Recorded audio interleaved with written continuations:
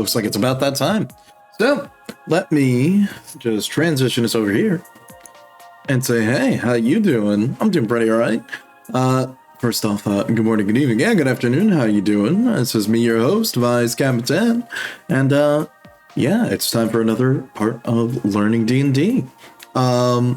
It's a little bit funny, because this time we're going to do something, well, a little bit different. We did kind of touch upon this, like, before, but we're also going to be, well, going further in on this, like, kind of like what I mentioned last week. So, specifically, as our title is, yeah, we're going to flesh out our world. We're going to give it some more details. We're going to probably go into, like, creating lore for the setting, maybe establish some characters, hopefully. That would be the goal. We're gonna try to come up with some like overarching things to like piece it all together. Hey, what's up, Chris Nick? How you doing? So I know this is gonna sound, or this stream's gonna feel a little bit maybe ad hoc because we're like jumping around a bit, but you know we're gonna have a lot to work with. So let me just transition us over here to our good old desktop view. Okay, so, as you can see, I pulled up our map that we sort of put together last time. Now, we've got a lot of stuff we gotta name, okay? So, we're gonna get to that. Now, as for sort of a precursor here, I'm gonna tell you guys the same thing that I told you when I was making the map. I'm not an artist. In the same vein, I am not an author. So, I have to give you that preface and say, it's okay. You don't need to be an author or an artist in this case to really, you know, come up with something fun that you might want to come up with to play with your friends. Like, you can just do whatever. You like a plot from a movie, you want to do that somehow, you can kind of do that a little bit here and there. So nothing to say, well, you can't. I mean, if you're playing with your friends, I'm sure they'd understand if you borrow stuff from things that you like. But, we got a lot to go off of. Which, let me, where is it? You know, it's great when I have these things set up and then I accidentally just don't. Okay, so let me do this. And there you go. So, just to recap a bit. So this is a write-up of, this was a copy and paste of what we had written for our campaign setting. And we're going to be using this as sort of our guidelines because, well, first off, we obviously put it together on stream together with everyone. But the main thing I'm kind of stressing here is this is like the skeletal structure of your campaign. Now, the thing I'm going to mention here is you don't necessarily need to do everything. I'm going to be honest with you, but it does help to have this as sort of like a guideline. Oh yeah, number one rule for DM is stealing. Shh, that's the secret. You find a book that you like, hey, you might just use a little bit of that. I mean, look, everyone's guilty of it to some point. But then again, that's totally okay. And I forgot who said it, but it's like, if you're going to steal something, steal it right and make it your own. You know what I mean? Have fun with it. You can always, like, rearrange things, shift things around. I mean, look, literally, in our campaign here with what we're going to be putting together, yeah, see, look, you know what I'm talking about. The main thing that we're going to be doing is, well, we've got a lot of stuff here. We're going to sort of start narrowing down things, and then we're going to start putting names to places and things. Like, we don't even have a name for our region, so we're going to try to give it one. We don't have a name for a couple other things, but you know what I mean? We're going to work it out. So, I guess we should probably get started. Now, I'm going to tell you guys something. Usually when I'm writing like lore handouts or working on a campaign or anything like this usually takes me a while. Like, it usually takes me a lot of time because maybe I don't like how the story's written. Now, the other thing that's also very important when you're writing like lore for your campaign, you generally want to write at least a loose outline. You want at least a loose outline of what is going to happen in the campaign and what are the players going to do, because you know, you don't want to write it beat for beat for beat for beat, because things change, okay? I'm going to be honest with you. Things change, and your players are going to do things that you will not expect. The Harmony Island. Maybe we can go with that. So, like, for example, okay. I know we were joking, because in our setting here, it says, take over Mount Olympus. Now, it doesn't necessarily need to be Mount Olympus. We can imply it is, or we can take it another way. Okay, maybe we could say it is Mount Olympus. We could say maybe it's a magic mountain. We don't need to get, like, you know, super deep into that. I know we joked about, like, where is it? Something about Poseidon being dead and something like that. We can still use something like that. If anything, we can even spitball around the idea of it just being a name, and that could be the name of one of the previous leaders or someone who is an ancient leader. And sure, in our case, we're probably going to use Poseidon as a god, but in regards to sort of the idea of Poseidon's daughters being kidnapped or something like that, we can definitely work on. We can come up with something like that to work. I've got a couple ideas, but we'll sort of see how it shakes out. Okay, the villain's scheme wants to trigger a natural disaster. That's kind of tricky when our main villain is like an undead pirate. Now, I was trying to think about this, and we have in our setting here that the world shaking event was that it was the rise of a leader, then the fall of a leader, it was an art and culture leader, and then the next one who took over was a religious leader. What I think we should do is we should have maybe the since especially on our map and also in our details here, underwater fortresses, like a sunken dwarven island, why don't we have that original leader be a dwarf? And maybe our main villain could have been that previous leader who ends up haunting the seas after his island was sunken. Maybe we could come up with something like that. We can flesh this out. I'm pretty sure we can come up with some more ideas on this. We need some names. Oh wow, I haven't heard this song in a hot minute. But hey, what's up, Leaf? Okay, so what we actually need though are like names, and I'm gonna be honest with you, I'm terrible at coming up with names. So I'm gonna tell you the best thing I can tell you, and if you couldn't expect where we were going here, if anything, allow me to just more or less tell you, hey, use Fantasy Name Generator. I'm gonna be honest with you, it's a pretty good resource. Again, like I've sort of said before, you have a lot of different resources. Don't be afraid to use them. Also, am I like too small on the screen? You know what? I got you. Yeah, there we go. That'll be fun. Okay. You know, I can just move myself over. There we go. Dorgal, Crag Jumper. Yeah, exactly.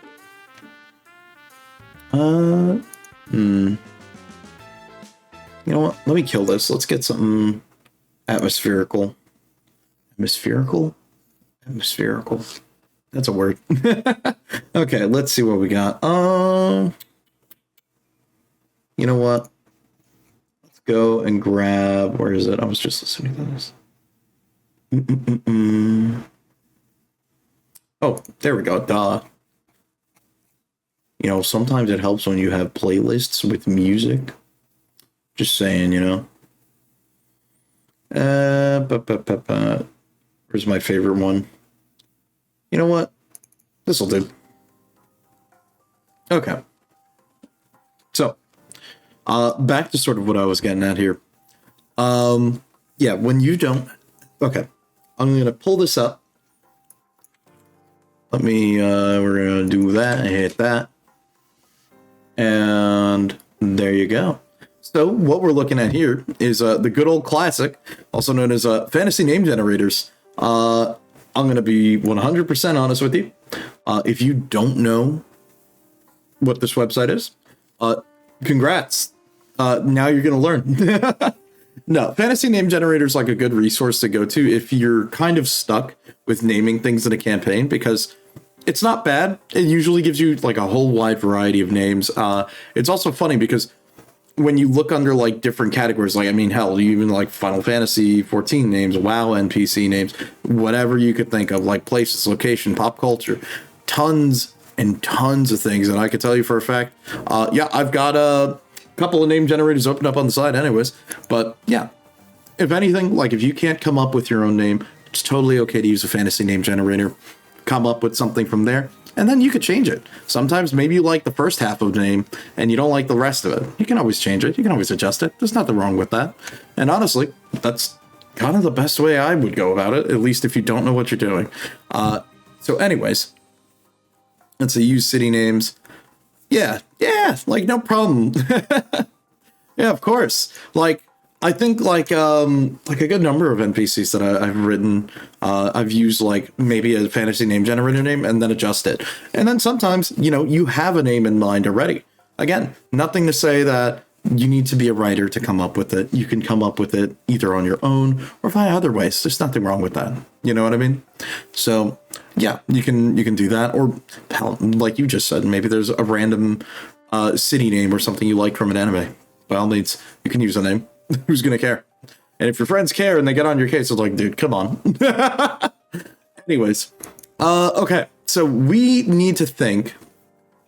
Let's see, where should we start? Let's go with, let's see, region name. The region name, maybe island, because technically our on our map here, let me just hide the list here for a second. 1 second. On our map here, technically, this coastline is part of a bigger island. We didn't really come up with a name for the island yet. We're just using the section of it. So we could probably come up with a name for the island as a whole, and then maybe come up with a name for like the section or the coast. So, for example, like, you know how like there's the Sword Coast. That's just a whole stretch of like, I think like the western coast of a continent in Faerun, I believe. So you could do something like that. In our case, let me see. I'm gonna hit up good old name generator here on the side. I've got a couple of tabs open on another thing just to save us a lot of alt tabbing back and forth. And let me think what we should name this. Okay, let's see. We got English, French, and Spanish. Let me just get this on screen, just so I can give you guys an example here. There we go. And let me do this. Oh, that looks weird. Okay. Whatever, that's fine. So for example, the other good thing about name generator is like, say we want to just generate a couple of things here. You can also just click on a name if you like it, and it'll save it down here at the bottom. So the Decayed Islands, okay, you know what? We'll hold on to that one. All right, let's see what else. We have the Boisterous Peninsula, you know what? Castaway Islands, Boisterous Peninsula, we'll hold on to those. A little bit silly, but that's okay. We can come up with some other ones. All right, let's see. What about Spanish names? A little bit too... maybe. Not the Archipelago. About French names. A little bit too much. Let's keep on going with some English names. Let's see, the Fair Islands. Damn. The Wasting Island. Let's keep on hitting it a little bit. Let's see, Foreland Islands. Let's see, the Conquest Chain. Let's see, Leviesvan. Chasm Home. Nothing too great. The Arid Atoll.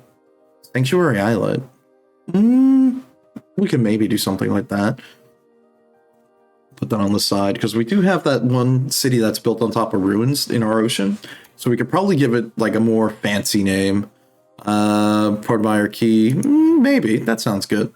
Okay, so we've got like a couple of these. Let me think. So that would have been at least that. Let's see. Infernal K. Wow. Burned K. Infernal K. Damn. I'm beginning to see something happening here. Middle N. Okay. We can maybe do something like that. I think instead of going with Middle N Key, we could call it the Middle N Coast. I think that could work. Yeah, we could probably do something like that. Let me just copy these out. And we'll jump back over here. We'll just keep these here. Middle End Coast.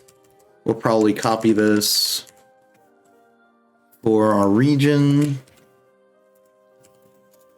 And we'll move the rest of these down. We can keep that as our idea.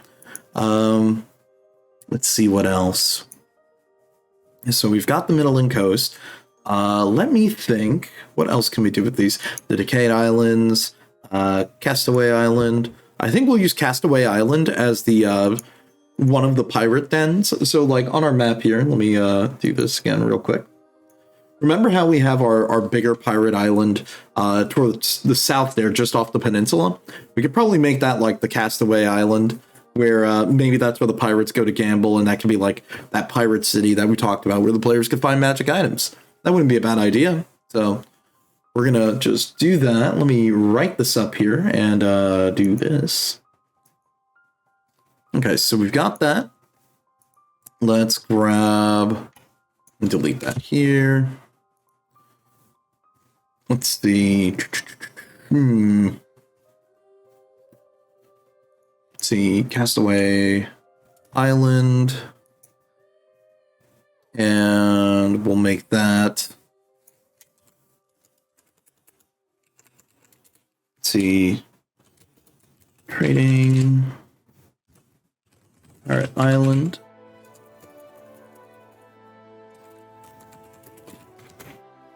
Castaway Island. The Decayed Islands. We'll hold on to that. Boisterous Peninsula. You know what? That sounds funny enough on its own. I mean, the peninsula would technically kind of be boisterous. It is a jungle. There's pirates there. There's a lot of ruins as well. You know what? I think we could keep that. I think that'll be fine if we keep that as our lower area.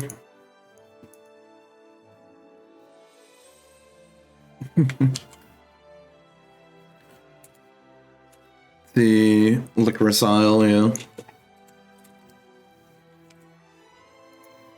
Let's see, Boisterous Peninsula.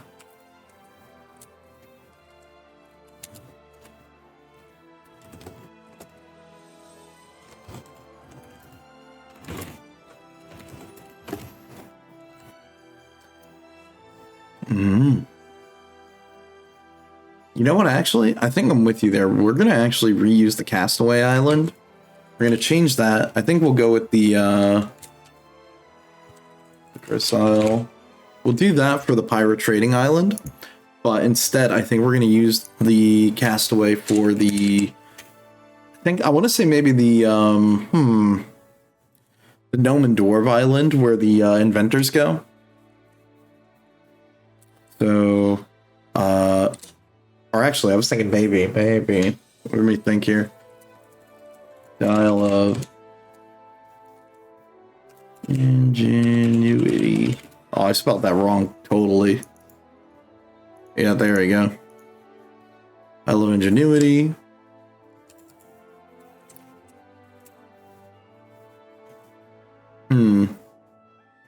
Okay. Let's see.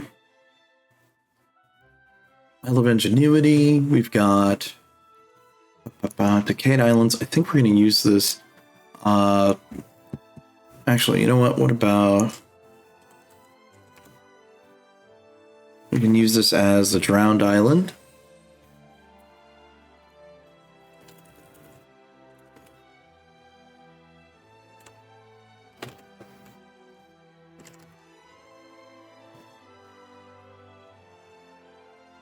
Yeah.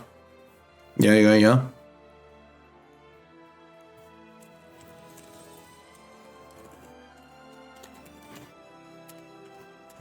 Sunken Dwarven Island can be called that. Let's see, we've got Isle of Ingenuity, Dwarven, Gnome, and who else should be in the Ingenuity Island? I don't know. Actually, you know what? Dwarven, Gnome, and anyone else. Inventor. Okay. Let's see. We got the Drowned Island. We could just call this Sanctuary.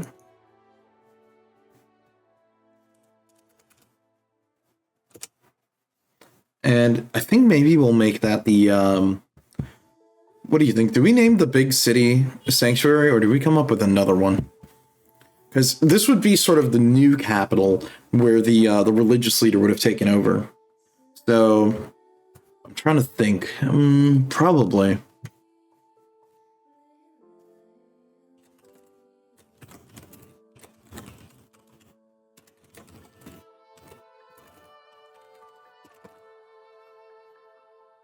Oh, did I really spell that wrong? Oh, I did. Wow, I'm dumb, bro. Okay.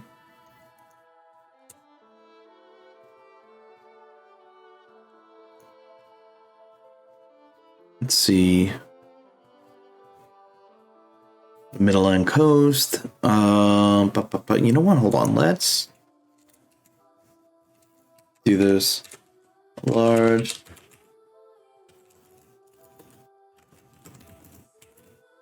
You know what? Let's go with. I think we'll use the Port Meyer one.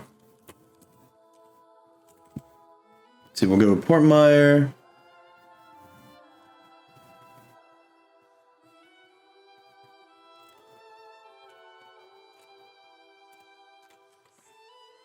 Do Port Meyer Keys, the whole island's name.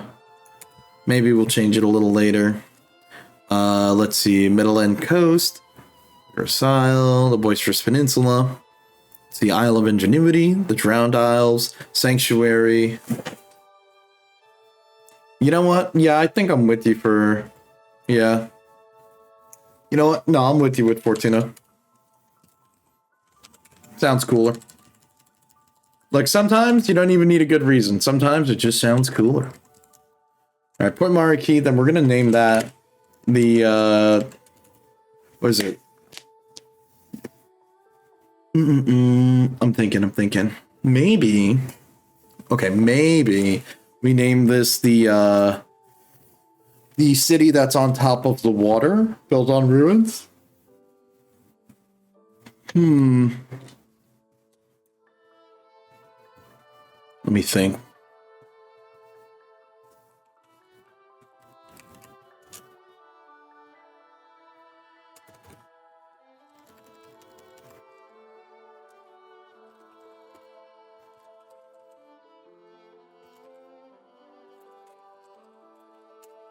Let's see, the Artist City of Portmeyer.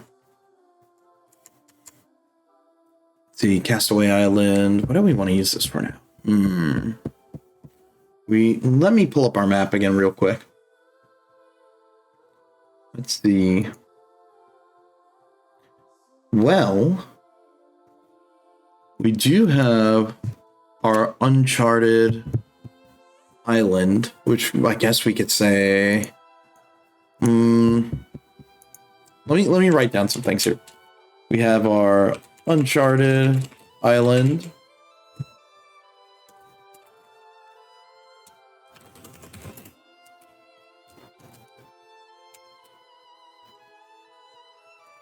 Let's see, and Fishing Town, Fishing Island, and Skull Island. Let's see, the Under the Sea. Okay, let me just also write down a couple other things here. Winter's Lodge. I'm just looking at our map here real quick. Writing out a list of our locations. Oh no. Wait, where did I put that? Oh, right, there it is. Okay. Bluefin Village. Ooh, I do like that. I think we're going to use one of those. I'm just looking at our map here a little bit. I'm just writing out a list of some of our other locations for later too, so we don't have to keep jumping back and forth. Got our fishing village, the Rift Under the Sea, Hunter's Lodge, maybe one other thing. Let me see. Village on the coast. Ruined Capital. What else do we've got? We've got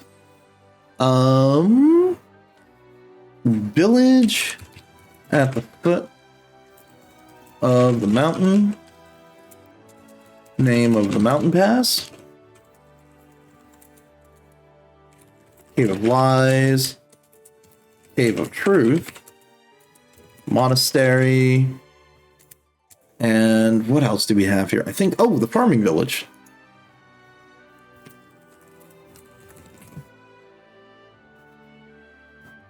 Also, don't mind me, I'm just writing down your suggestions here. Just so once we're good to go, I'll pull this back up on stream. I know, I'm just having to like write all this down real quick.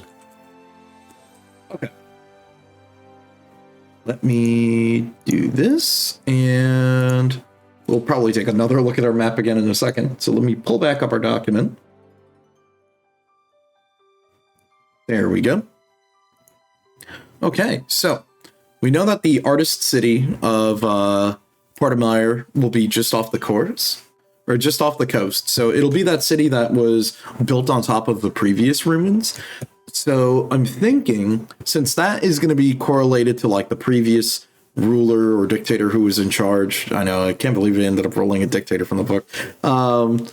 So I think what we'll do is, if that city is called Portemire, maybe we should find a way to make this like some sort of another version of... Actually, you know what? Let's see. We could do Nova Portmire, and then the original ruined capital can be Portmire. And you know what? There we go. See, that works sometimes. Okay, so now we got that. All right, our uncharted island where there are ruins. What should we call that? Let's see, it's back. Sailing ship that was mostly used for training. That's a good idea. Maybe we can use that for...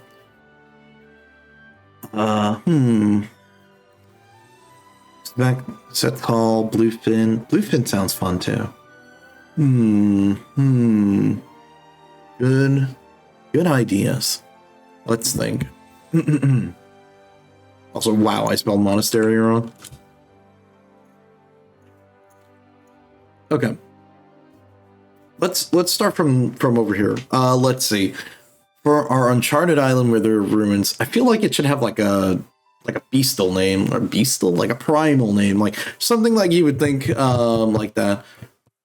That sounds maybe a bit exotic, maybe it's something to do with the creatures around the island. Let me take a look at what creatures. I think we had it on this. If not, I think I have it on another sheet of what type of creatures we chose. I almost want to say maybe call it the Chimera Island. Or something ridiculous, like maybe give it like this extravagant name, or like a monster that lives on the island, when really maybe that's just where they're hoarding the treasure. You know what I mean? Actually, you know what? Thinking about it, Mediterranean sailing ship that was used mostly for trading. We could maybe have it as like, maybe there was a pirate known, one of the pirates known as Vivek was using that island to hoard all of his treasure, and he kept on spreading rumors about there being chimeras on the island or something crazy. Maybe he uses that to scare people away. And when in actuality, it's just, well, an old temple. Maybe.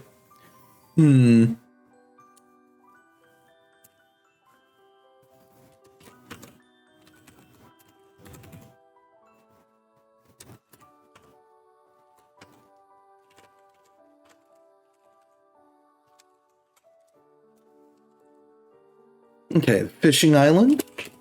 Let's see. We already used that. We'll cross that off our list. I do think I want to go with your suggestion, Leaf. I think let's go with Bluefin.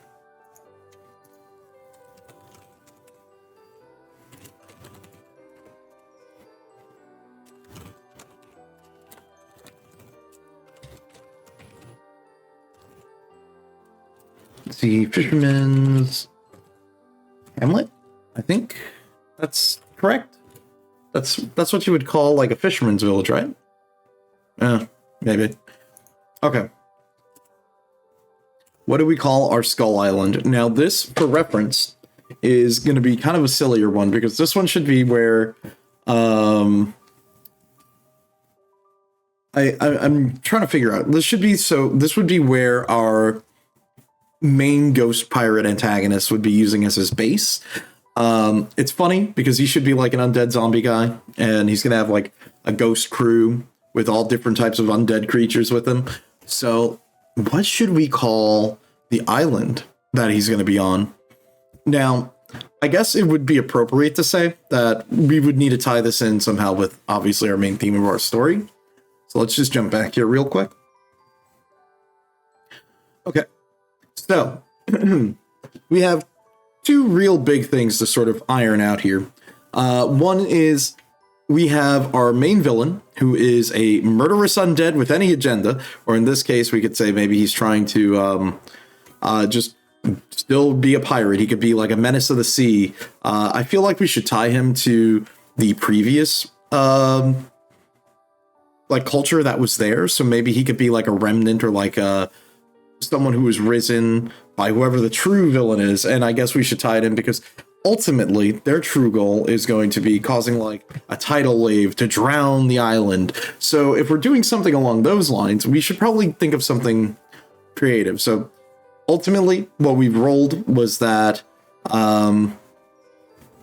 let's see, the party's goal should be to help find this person redemption. So what, instead of maybe just being a pirate by trade naturally, maybe this person was an artisan of the previous culture. So he could be like an artisan of the past. And in this case, since in this setting that we've created, it seems like the people who were there previously are probably dwarves. So we can have them be like maybe an undead dwarven pirate. Ooh, okay, I'm liking where this is going. Okay, undead dwarven pirate. Connection to the artisans and culture and something like that. So ultimately what ends up happening to this and what led to sort of the new like religious leaders and everything coming in to take over the location, it's supposed to be like it's cursed and shunned by the gods. So it makes me think maybe something happened and the new leader came in and sort of introduced something. Maybe what I'm thinking here, okay, is ultimately our bad guy is going to have to kidnap one of the leaders. And I think how we should do this is have maybe the local leaders being, you know, the perceived daughter or like daughters of the god, or in this case, that's Poseidon. We could probably do something like that. Maybe have the daughters being like the local leaders in different locations. We could probably do something like that. I know this is going to sound really ridiculous, so bear with me. But yeah, that could be something like that. We could have him be a vengeful person because obviously his method is murder and his method is drowning. So what I'm thinking off of that is we already have the drowned dwarven island. Maybe that could be his revenge of the reason why he's trying to sort of find a way to trigger such an event or use whatever magics that the daughters have or something. Is to sort of use that power within the rift to either call upon, fuck it, let's call upon a great serpent. Let's get a Leviathan. Let's get some big, giant sea serpent to cause a tidal wave. Look, we can go all the way and make it as ridiculous as we want. And you know what? I'm cool with that. Now, what I think the subtext here is the party's goal would end up being to try and redeem him. And I think the idea we could do with that would probably be maybe finding out that the new leadership that took over the region probably did it via underhand means, or they did something that caused the god to sort of curse the land or something like that. So that's one thing we can keep in mind. Now, one thing that I kind of forgot to put into our map that was here was one of the monuments, which was an intact statue of a person or a deity. We could probably have that being like the centerfold piece within the larger city, which I think we named already. Yeah, I think we named it Fortuna. Did we? Wait, hold on.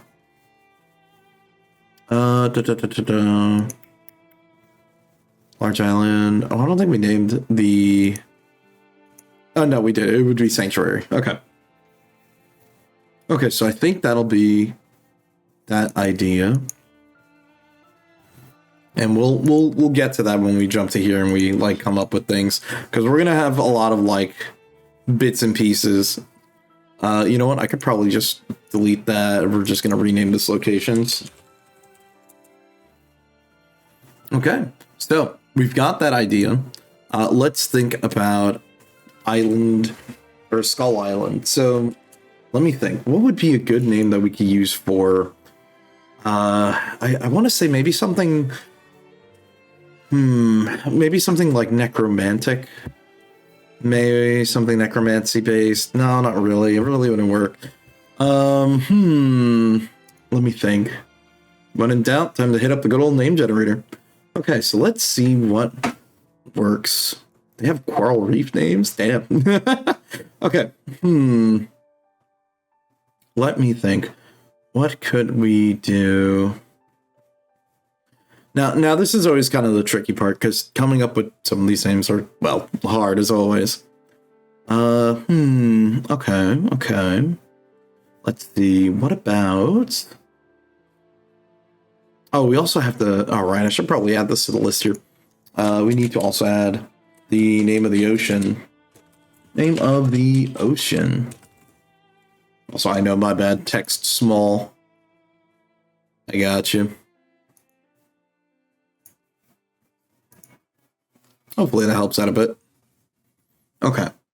So we want to come up with a name for the Skull Island. Let's see. Nah, I don't really like that name.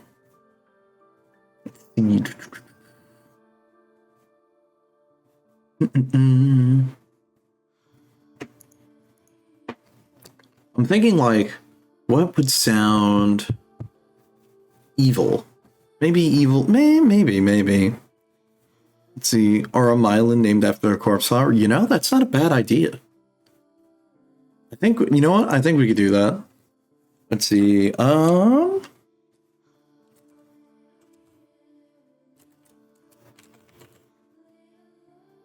about Arm Reach? Since the island is mostly cliffs, we could probably do something like that. I think that sounds like a good idea. Okay, what do we name the trench? So what is this song? Are we on? Well, this one's not too bad. Okay, let's think. What do we call this? What should we name our sea trench? Portmire.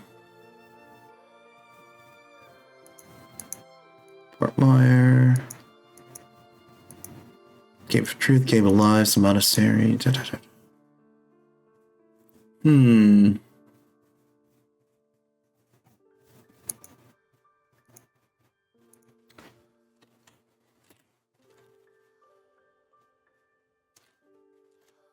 We'll just put X there for now. We'll come up with a name. Okay, I do think we did put like a Hunter's Lodge there, so we'll hold off on the name because I think we'll probably name it after like an NPC, so we'll do that. Let's see, Village on the Coast. So I would say the Village on the Coast would be where the players would start. I don't think I would want them to start within the main capital city yet, because I would say let's keep it small, because again, our plot hook that we ended up rolling was whatchamacallit, our main plot hook was that the players are coming together to save a city from ghosts, which, first off, yikes, man. Ghosts as an enemy at like the start of your campaign kind of sucks unless you have like magic spells or like a magic weapon. So I'm like, a little bit sketched out on it, but you know.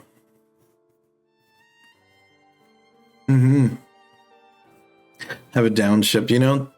It's not a bad idea. Not a bad idea. You know, I'm gonna throw that on our list.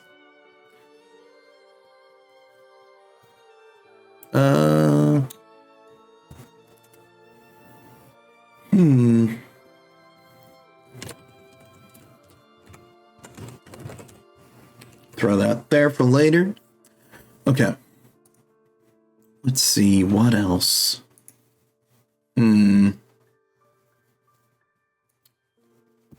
Let me think for a second. I feel like we can come up with this.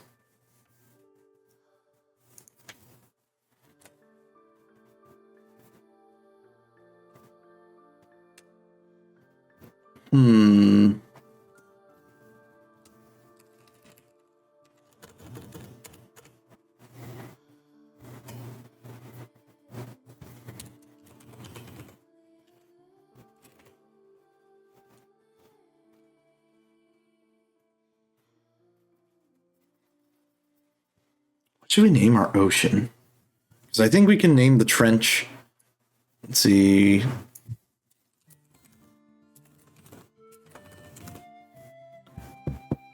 So we'll name it like the depth of whatever our ocean's name is. So, okay, let's come up with our ocean name.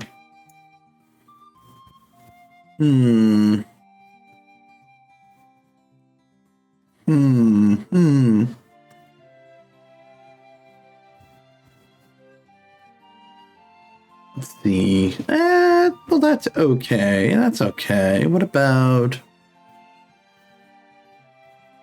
Urza Ocean? You know what? I got you. You know what? We'll go with that.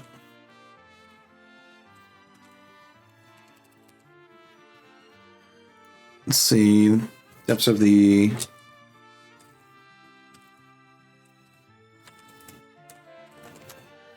Okay, okay. Cosmia Sea. I think Cosmia Sea sounds better. You know what? Even better. We'll go Cosmia Sea and we'll name the trench Urzu's, the depths of Urzu. Now that sounds cooler. We get a little bit of both. That's a good idea. Let's see. Our coastal village. Let me come up with a... Let's see. What do we got? Oh, actually, I forgot. Did I put our jungle on the list here? Because I think we should probably give the jungle like a proper name just in case. Because we don't want it to just be known as the Boisterous Peak or the Boisterous Peninsula. So you know what? I think we're gonna do the peninsula. And let me just do this. Jungle.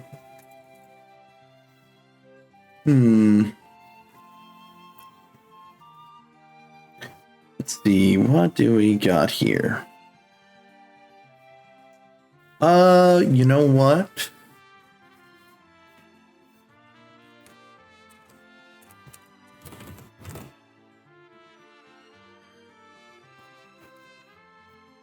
Why don't we call it... I was gonna say we could go with the Cosmia Wilds. No, not wilds. I think that would be more like a plains, if I would think, or maybe like a highland. Actually, it's Midlanda. We could do that, and instead of Midland, you know what? We'll do Midlanda. There we go. Because we'll keep it with that. We can name it that. And what else? What else? Okay, I think we're starting to we're getting the ball rolling. We're getting this going. Okay, coastal village. Let's see. If I had to pull up our map again real quick. Okay, so I know it's kind of tiny because I had to sort of squish it to fit it in here. You know what? Hold on. Can I? We'll do this. Oh, this looks like about the same, but hold on. A little bit bigger. Okay. So let's see. Let's start off with the island where the lighthouse is. So let's also find. Let's see. Can we come up with a name for the lighthouse?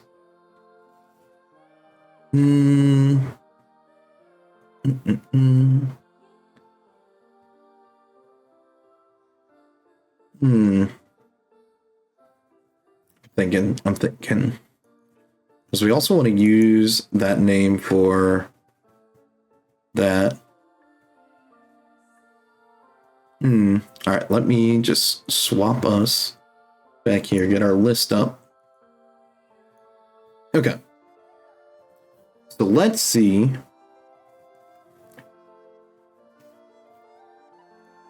You know what? Let's go with... This seems like a pretty decent name. Freedom. See, Freedom Way. See, if you don't want to just give a free magic item to everyone, since it's not officially in the rules, you can have silvered weapons available. Yeah, I think that might be a good idea. Because that is going to be the tricky part. That's the one thing we do have to remember. You know, hold on, you know what? We're going to call this Freedom's Landing. And this will be the town where the party will start. I think we're going to also put the lighthouse here, so because that's where the lighthouse is. Lighthouse. Let me see. Can we give it another name? Also, yeah, no, I think you're probably right, Krusnek. I'm thinking about that because it would be kind of unfortunate if, unfortunately, we have to start with fighting ghosts because, you know, again, that's kind of what we rolled. If our party couldn't hit the ghost, that would be really awkward. And they're going to be like, you're going to have the start of your session and everyone's just going to look at you and go, are you for real, dude? We're not going to be able to, like, you know, do anything? Yeah. Yeah. That would kind of suck, wouldn't it? So, you know, that is a good idea, though. We're going to keep that in mind. Either give them, like, silvered weapons or find some sort of way to sort of let the players deal damage to ghosts normally, because again, ghost, like, okay, when it comes to like ghost type enemies, those are always tricky. I don't think they're as bad though as like swarms. Swarms are also a pain. If you've ever ran a campaign with swarms, that sucks. It sucks to fight, and if you're controlling one, man, is it cheap. You get a bunch of cheap shots in. So, you know, keep that in mind sometimes when you're making your campaign. I say that, now I'm going to, I say that, now I'm gonna, like, sneak in a bunch of swarm enemies somewhere. Let's see, you can only do half damage if you don't have magic. Yeah. I mean, look, I'm looking at it from the perspective of, like, a 3-5 player, or, like, Pathfinder 1E player. You just can't hit a ghost, really. It's just... It sucks. It's just like, yep, half damage, can't hit. It's just not fun all around.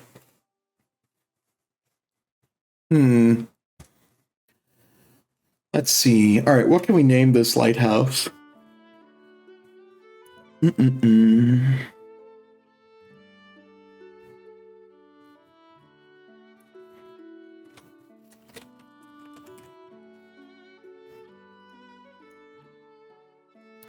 Let's see. Do we have a lighthouse name generator? Oh my god, I can't even read that.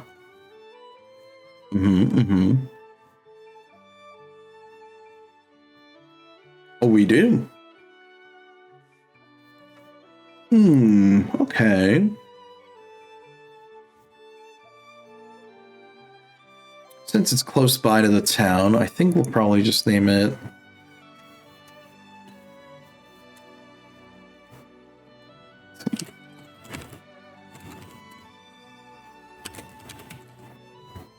We'll call it the Breeding Waypoint.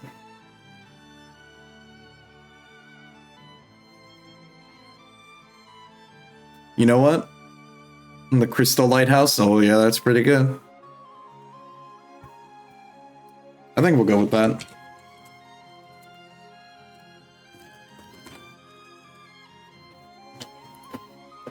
Let's see, what else? We've also got the village at the foot of our mountain. Oh, excuse me. So the village at the foot of our mountain, we can come up with a name for the mountain pass. Then we've got a... I would say maybe we can even leave this as like the Cave of Truth and then the Cave of Lies. But we could probably come up with maybe a fancier name. I don't know what we'll call them at it. Yeah. Oh, yeah. No, I that's why, look, I agree with you there. You'll count the Monte Cristo. Let's see. What else? We also have the farming village, which I think we can probably just like come up with something very simple. Doesn't need to be super complicated. Hmm.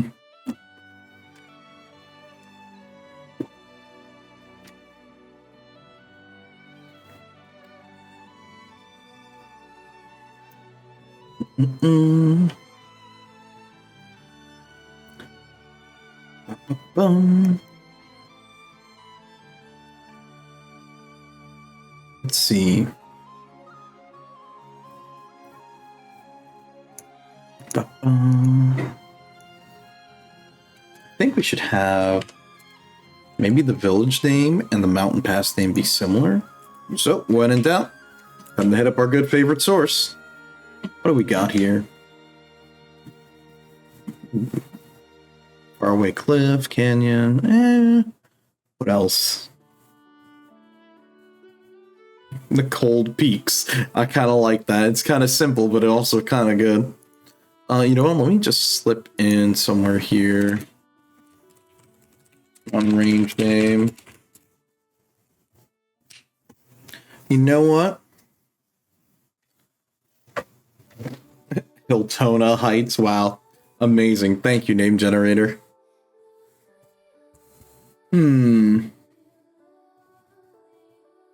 Let's see. What else does it have? The Fabled Summit. Amil Village, named after village elder. Yeah, we could do that. We could do that. We'll have them be sort of like the person to greet them and sort of give them a head warning before they climb up the mountain. Probably a good idea. Or if they're not even there anymore, they could probably be like a descendant of someone there who's like, oh yeah, welcome to Mill Village. It's founded by my relative, or, you know, someone like that. We could do something like that. I think that works.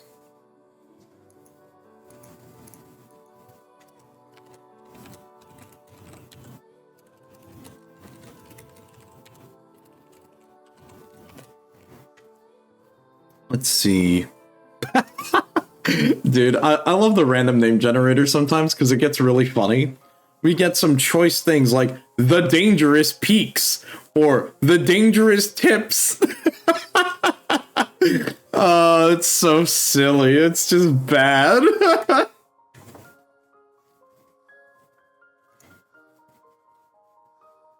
Okay, you know what? Rocky Mountains. Ooh, actually, I can do an even better. We're going to combine that. We're going to go the middle and the Braki. Now it sounds fancy.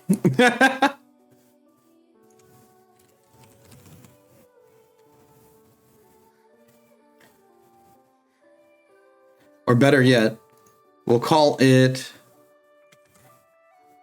mountain range that, and we'll call it, let's see, Rocky's Pass. Bam, there we go. Now we're getting somewhere.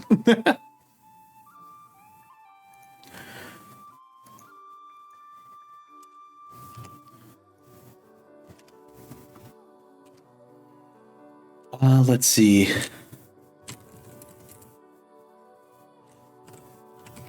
Cave of Whispers, Cave of Echoes, so we can hide a little bit exactly what they are. The monastery at the peak of the mountain. What should we call it? We already have Sanctuary. I think, okay, so how I see it is I feel like the new leader that came in to sort of bring the religion to the region, I think they would be worshippers of Poseidon. So I would say this would be like a temple to Poseidon. But it's weird. Why would a temple to Poseidon be up in the mountains, though? We need something to sort of make that connection. So it's funny. I think we're going to sort of change a little bit of the direction that our... well, it's still going to have that same direction, but I think we're going to change the idea of, instead of the bad guy wanting to conquer Mount Olympus, he wants to conquer in the sense of he sort of... I think maybe our undead pirate... okay. Let me try to hash this thought out. I feel like, in a sense, the daughters of Poseidon that would be sort of now the local leaders of the religion. Maybe he had a relationship with one of them, and that's what led to Poseidon cursing the land and wiping it out, and like wiping out the old empire. And then his daughters ended up sort of coming back and taking over the lands, and maybe he sees this as an act of revenge to try and wipe out the land, or to try and like kidnap the daughter or something like that, and we can sort of come up with something like that. I feel like it should be the halls of you know what, halls of ancestry. So maybe this could be like a place where the players could go and finally learn maybe more or less like the full backstory, why this person who may have been an artisan in the old empire sort of become this avatar of vengeance that roams the seas. You know what I mean? So that could be an idea.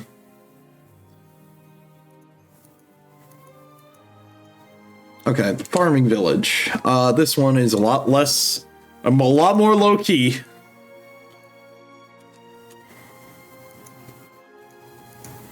So let's see, what can we do here?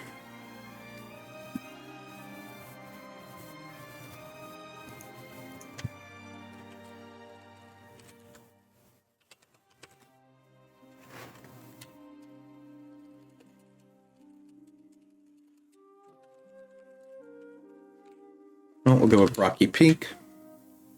Remember to take a break, stretch, save, and everything. Oh, of course. Thank you. Always good to take a good stretch. Always important. You want to make sure you get that done. Still feeling a bit sore from my workout. Ow. Thanks for the reminder. Oh, man. Okay. What else? We need a name for the fishing village, and then I think we need one more village. One more village, which I think was the one in the Highlands.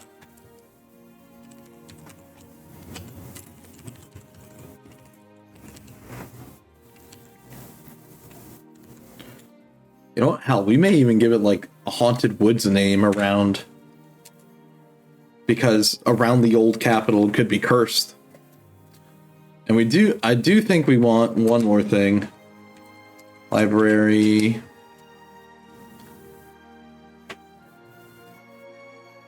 Let's see, Portmire.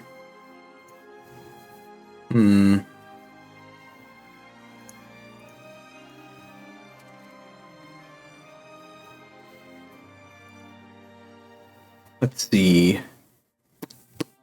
Let me think. You know what? Actually,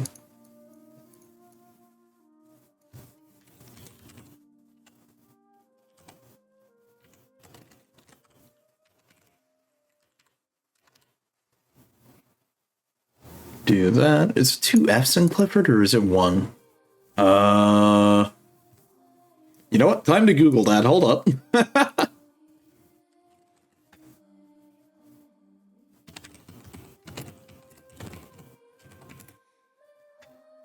Okay, it is 2. They're both correct. But okay, sure. Let's see. What else? Farming village. Let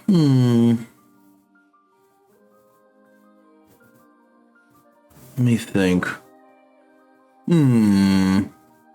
What would work? You know what? Hold on. Let's hit the generator, get a couple ideas, and then we'll adjust.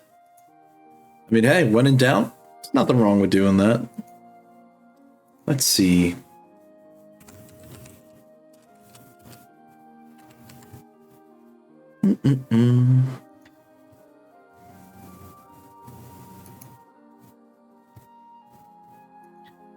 Boom.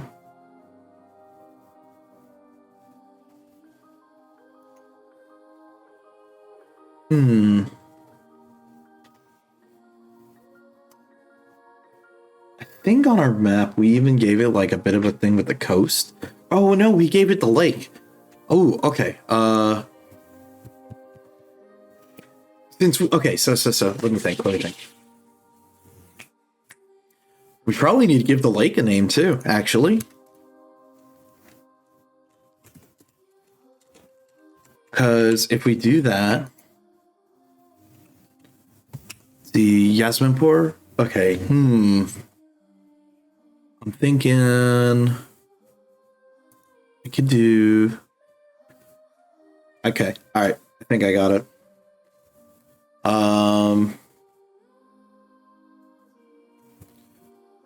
We are gonna do the Yasmin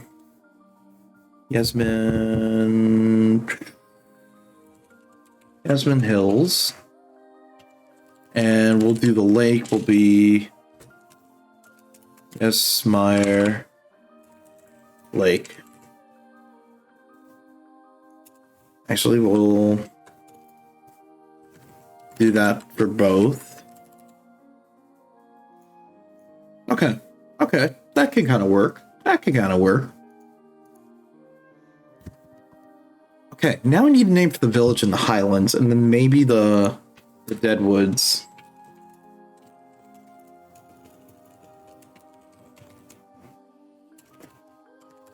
So if anything, we've got a name, if anyone's curious what it's called. Okay.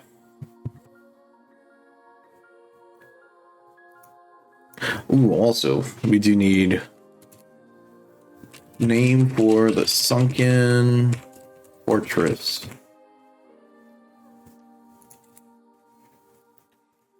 Okay.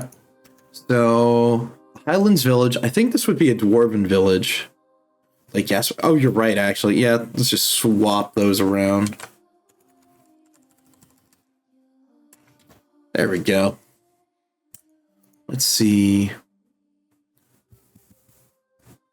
Dwarven village. So I would say, let's look at some dwarven names to get some ideas. Because I think we want a dwarven name as a base for the name of the place.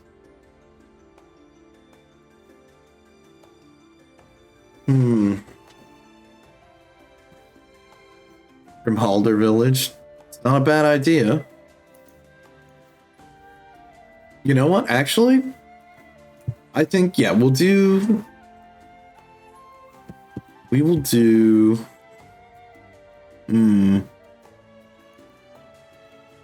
do Grimhalder Village. You know what? Let's do it like that. And for the forest, I think we would do it maybe as a gag. You would name the forest after the person would have named the forest after their wife, maybe. So we could give it maybe another one. Let me see.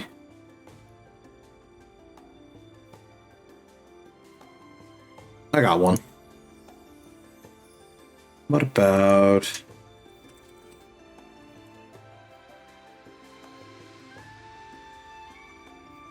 Norb?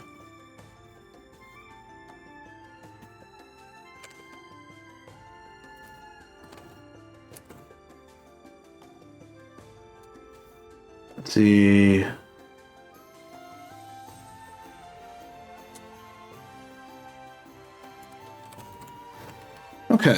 Okay, we can kind of make that work. Okay. Kind of getting there.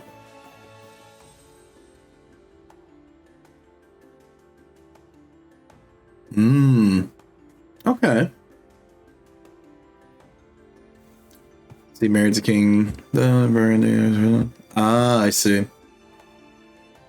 Oh, okay. Oh, that's good. I didn't know that. Interesting. Let's see, and our library. Okay, so now the library, I think, should be like sort of the big treasure trove in the middle of the ruins that's haunted of the old capital. So I feel like we need to give it like a big grandiose name, like we gotta find like, I'm almost thinking like the name of a museum, like we could probably use, or something like that. Something big it needs to have. Let me see, what do we got? Could even be the Great Vault. I think.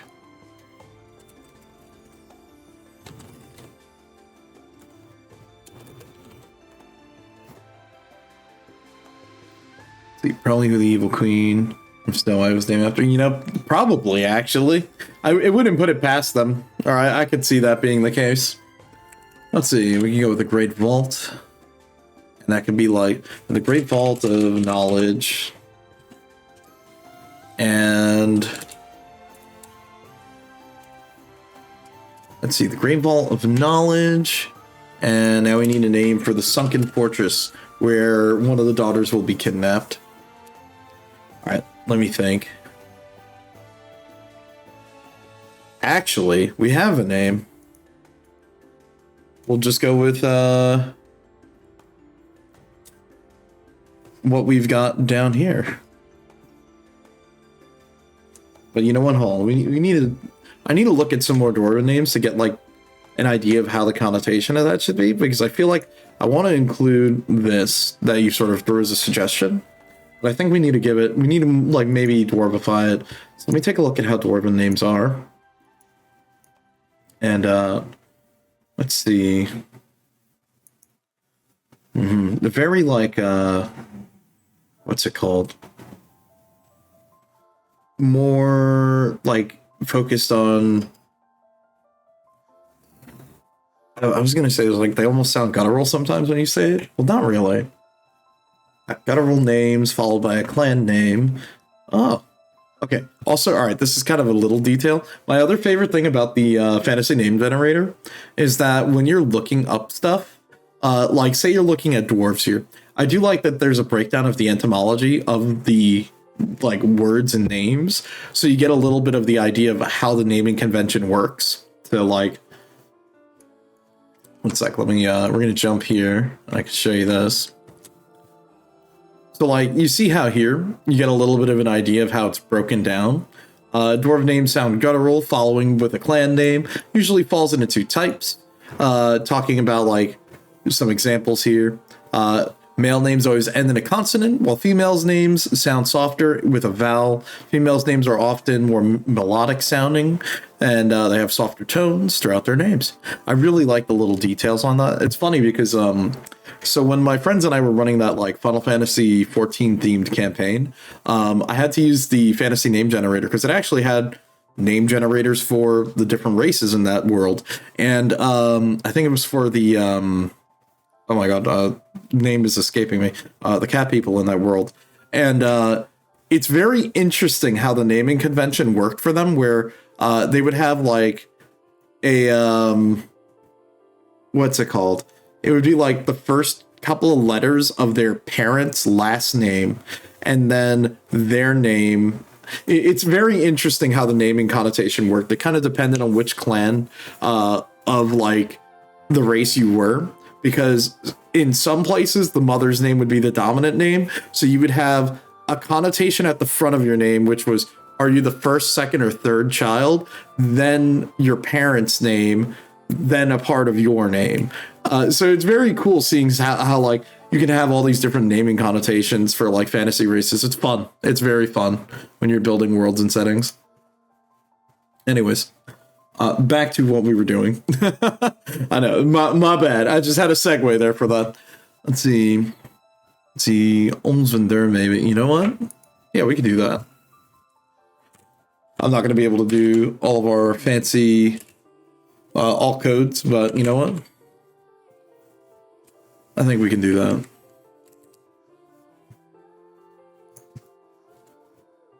Yes, I know. I know Google Docs. I know you don't like the way that was spelled. Okay, well, we've got a lot of names now for locations, so that's good. We've got the basis of our world. We've got the region name. We've got all of these other things. We know it's the Midlanda coast. We have Fortuna. We have all of our different islands. We've got different cities within our island. We've got like the surrounding areas. Okay, now the hard part. Well, this was the easy part, which was putting names to places. Now we have to create the thing that connects these places, and that is the lore. I know. We've just done the simple part. Now we got to do the hard part. So let's copy some of these out of here. Just copy a lot of these. We're going to use this as the basis. So let's start off with fleshing out locations history a little bit. So let's see. Let's add some details to each bit here. So Fortuna. Fortuna is a large island in a. I want to say in a. What would you call, like, I guess, like, what would you say the Caribbean is? Like a tropical region? I guess so, right? Tropics, maybe? I don't know. I feel like we can come up with a better name.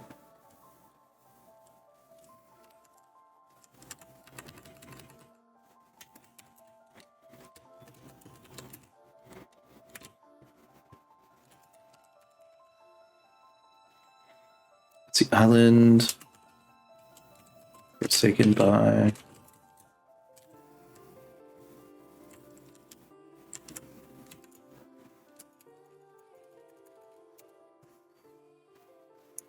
Let's see. Fortuna is a large island within our sea. So I guess let's see. Where is our ocean name? Large island in the Cosmia. Expanse. Damn, of course I hit that and the sea music starts playing. That's funny.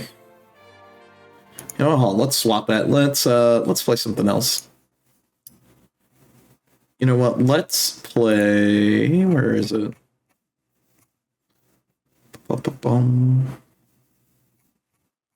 I always have to like scroll super fast through this list. But eventually we'll find it. You know what? There we go.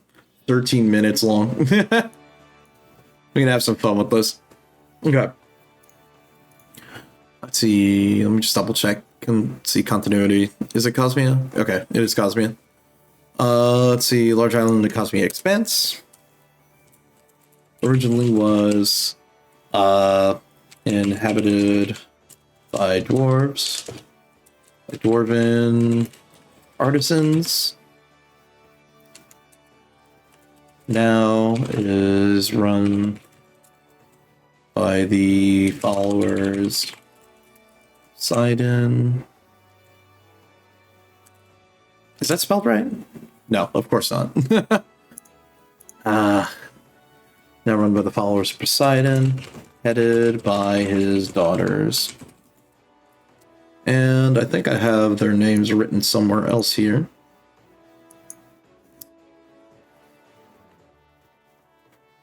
We'll just use 3. Or like the big 3. Let's see. Arian. Destiny. And bro.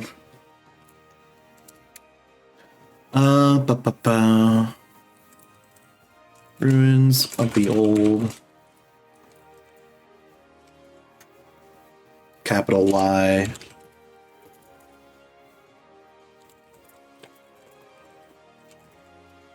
Let's see, northern. Landia Coast.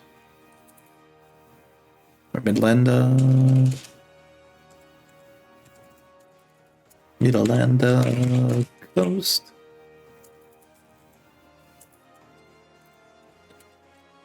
And where is It would be called Port Meyer.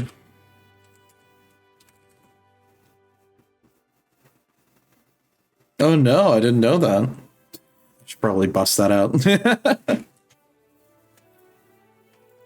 I'm gonna keep that in mind, yeah. I did not know that.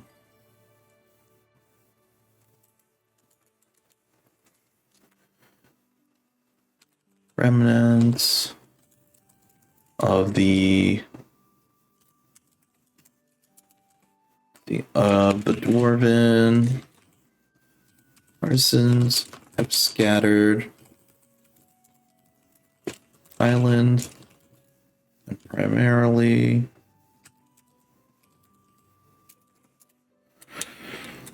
ba, ba, ba.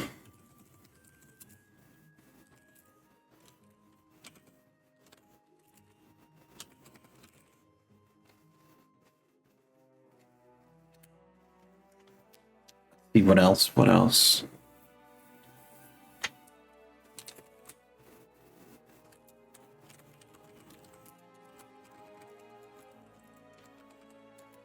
Ghostly pirate and his crew have been known to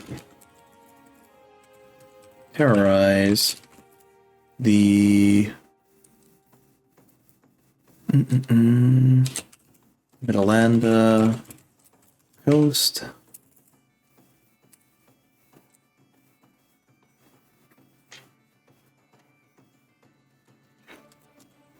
I have the church paid no mind.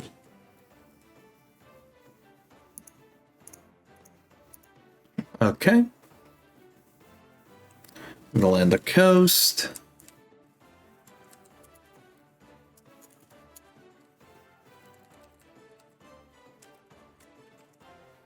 Let's see. Midlanda coast.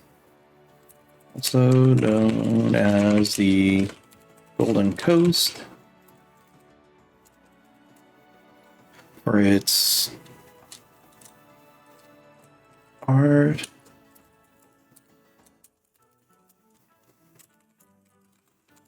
trade, along with blessings of the sea from followers of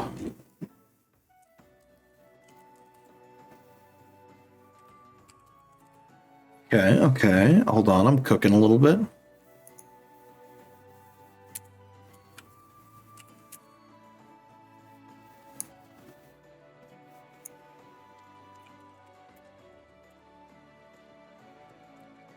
Art, trade.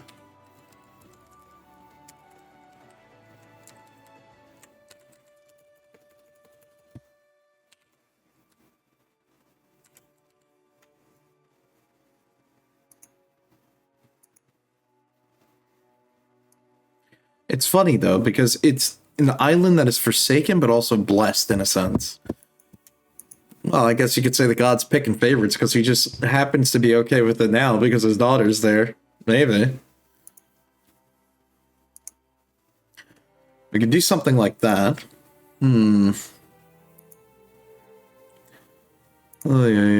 Always a little bit tricky when we're coming up with stuff, you know?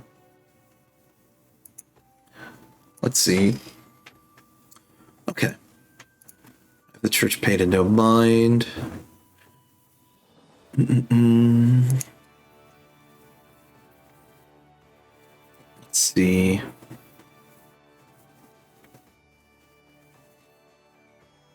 I'm trying to think what else.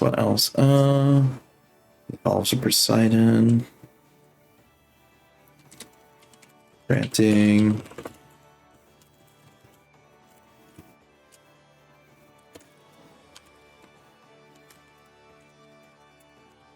Cross.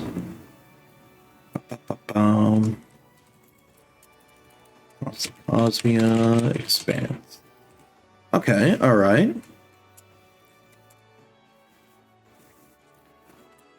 Ships without blessing often find themselves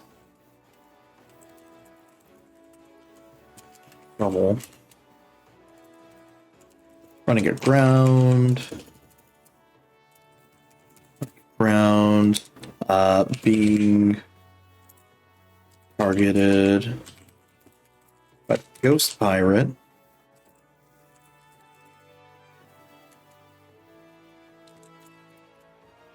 Or worse, vanishing into the mists. The mists over... What was the name of our trench again? Oh my god, the Urzer... Or the depths of Urzer.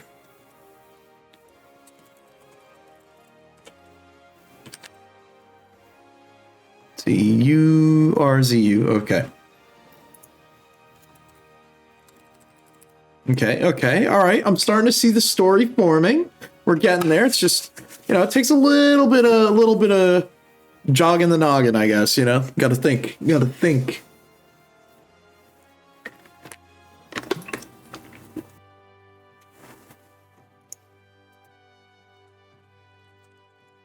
Let's see, some...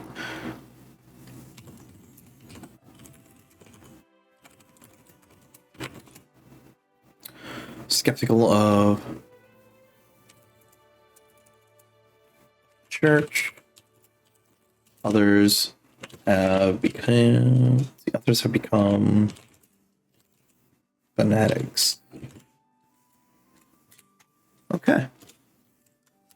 Let's see. All right, Pirate Island, or the Pirate Island.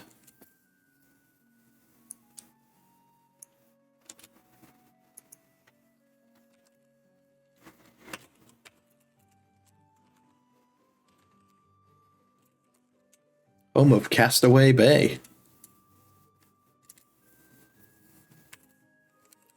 Let me just do a page break here. Okay, not bad. We got our first two sections. Okay, so Licorice Island. This will be the home of Castaway Bay. Castaway Bay, if you're looking for anything legal or not, this is the place to go. Traders of all kinds hit stop here to see what else or what other goods they can get for being heavily searched by the guards in Sanctuary.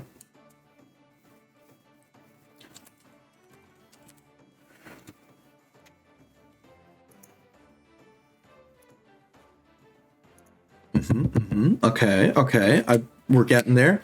Okay, so there is what other activities would there be here? Okay, gambling. It's a pirate's den. Well, it's a pirate's island where people would come to trade. I would say there needs to be some sort of kingpin. Pirate kingpin. Have two NPCs. You know, it's funny. Because we do actually have, well, if we jump back over here, it's really funny that you bring that up, Cruisnick, because we do have our two allies to the party are actually an inexperienced adventurer and a raving lunatic. So that could work. And also a retired adventurer. So I think we can kind of do something like that. Might not be a bad idea. I'm possessed by two bad guys ghost, you know. Not bad. Okay. So let's jump back real quick over here.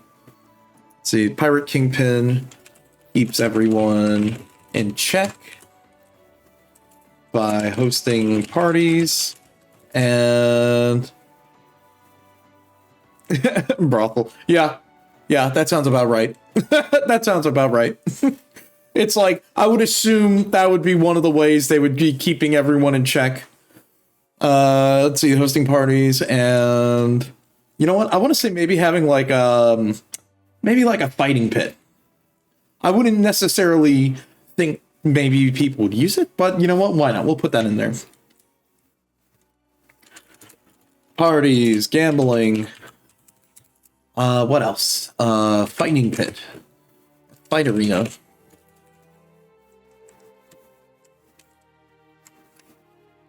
Let's see. Our fight pits. And more. We'll come up with a name for this kingpin later. What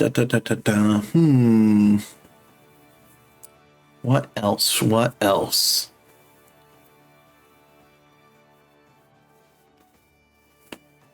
I almost want to say this would be a good place if you were going to get scammed. Because not everyone is, well, there's not really law. Let's see. It's a lawless land. So mind your gold.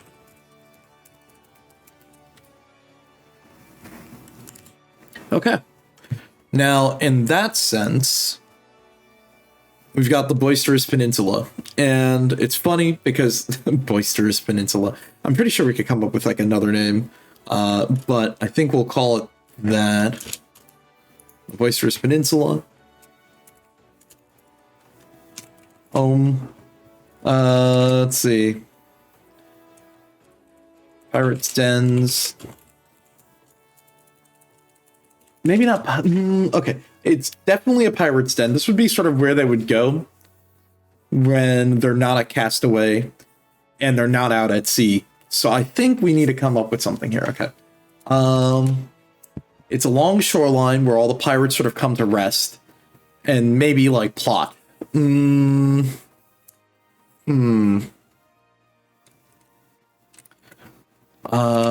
Boisterous Peninsula.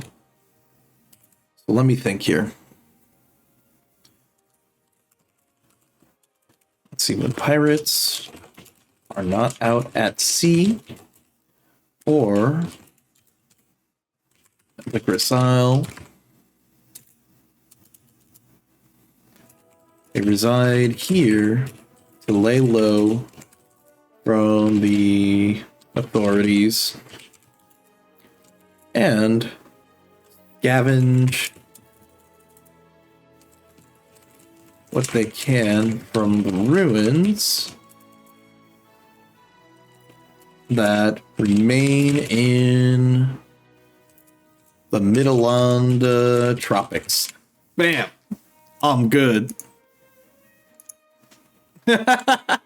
There we go. It's starting to all come together. A group of delinquent children. Yeah. Let's see.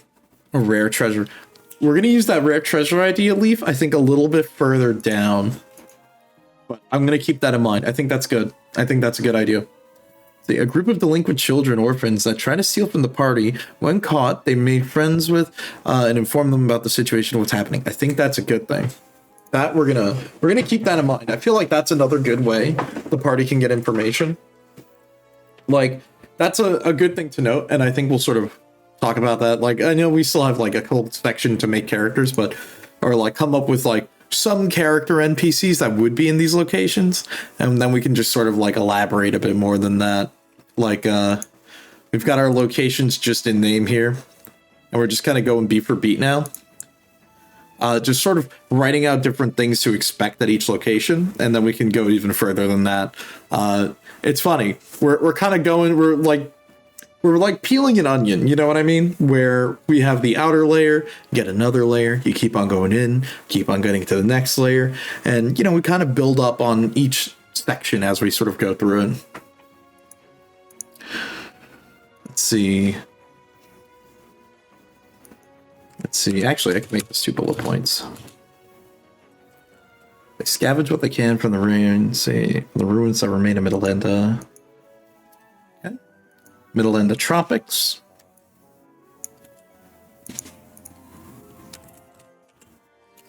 And adventurers.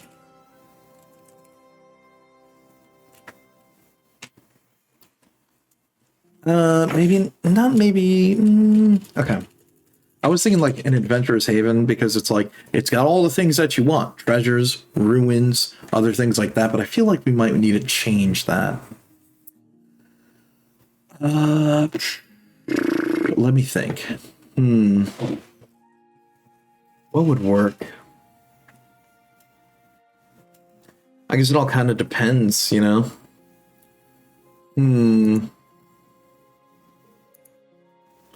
Let me think.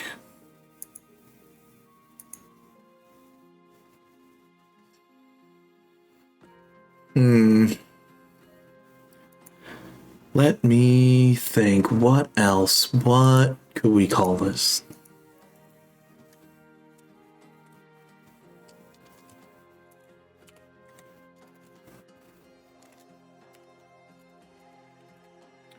Inland tropics. Hunters would visit here, get... Let's see, hunters would hunt here for larger game. Pirates use the jungle as a hideout, as a hideaway from followers. Let's see, from the authorities. What else? What else? Ruins of the old empire remain and still have treasures bound in them. Or still have treasures to be salvaged. Okay, okay.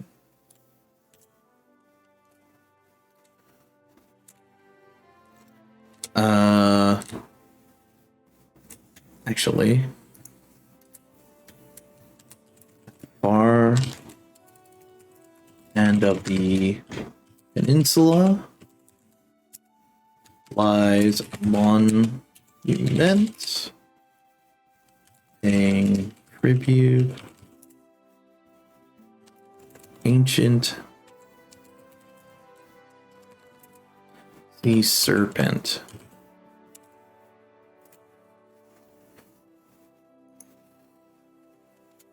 There we go. Now we're tying it in to our big boss monster. Sometimes you gotta find a way to do it. I'm changing this one. And we actually blew through that whole track. Damn. You know what? What's another fun one? Ooh, hold on. Where is it? Not that one.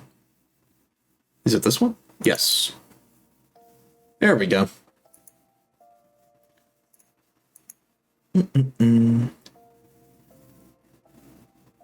Nice, nice. Okay. Archaeologist is a pre-made background. Ooh, perfect. That actually works out great. Oh man, if our players actually end up picking that up, that would be great actually. Because they would have a lot to chew on because the history of the world sort of works in this regard, and it would also give them a better idea to quickly establish sort of maybe what's going on, who's sort of puppeting the pirate. I think if we're going back to the original premise of our story here, the idea would be to redeem the pirate, and in that sense, we could almost say, okay, well, who's really pulling the strings of the pirate? Probably the followers, or maybe even Poseidon himself. Ooh, spooky! Because they're sort of using him as a puppet to sort of, I guess, gain a benefit of followers from him terrorizing the coast, and they're not doing anything to stop him because they would just put a blessing on the ship or the sailors, and then they don't ever have to do it, but they keep on raising the price each time. You know, something like that. I mean, hey, we can make it work. We can make it work. We'll find a way. Let's see. What else we got? Treasures to be salvaged.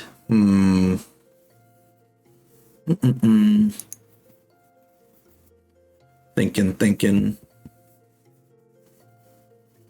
What else? What else? It's always a little tricky sometimes when you're like trying to come up with it. All right, let me think. What else is in this jungle? Ooh, I know. Plants and materials could be found here as well for crafting purposes or to bring to prison and any of the larger settlements. There we go. See, to get off topic, the evil campaign has you in a bathhouse in front of... Wait, a bathhouse front for a brothel. Nice. You're looking for the boss in the place, and... Oh, you need... Okay. And his second is telling me to go down the fireman's pole. Clearly no way to get back up. And crack out the vampire spawn spider Oh, man. Get me kicked down. Nice. Mm-hmm. A dwarven archaeologist with the stone cutting racial being interesting. Let's see, into adventure, research their past, or could be an NPC hired by the party. Yeah, that could actually be a really good idea, because again, they are able to get these allies according to sort of how we've written this. So that could be someone, maybe a dwarven archaeologist who's the retired adventurer, could be a good idea. Or the insane conspiracy theory man, which is so funny. I can't believe, like, if we go back to like our setting doc here, it's really funny that we got raving lunatic, let's see, adventurer's patron, a retired adventurer. We've got a raving lunatic and an inexperienced adventurer. So I feel like we can do a couple of things with that. Bathhouses were originally brothels. True. Also, that's so funny. The fireman's pole with no way to get back up. I don't know about that one, Chief. Kick down every door, generally mess for the place. Yeah, sounds about right. Let me see. Okay. Let's see.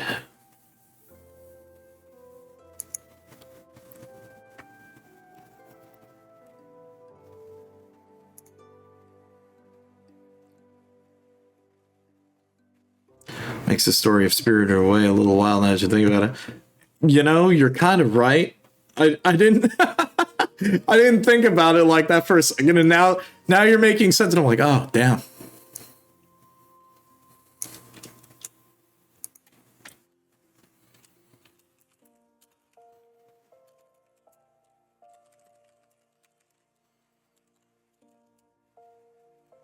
The home for all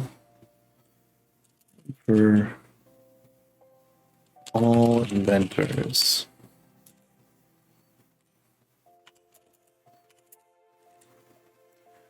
Here many of the signed away here. Yeah, geez. Ooh. Yeah, that definitely changes the context around it now.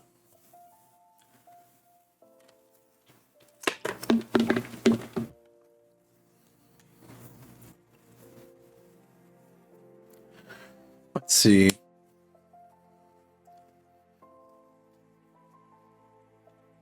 Here many of the regions. Great minds come together in order to invent new creations. Here the party can help out. Oh, it could have went way worse. Jeez. Woof. So here the party can help out and can help out a team of a team of inventors interested in sunken floor of an island.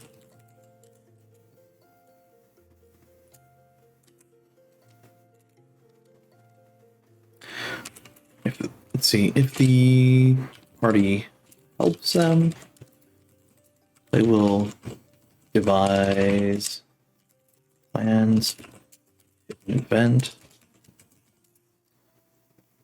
some sort of submarine or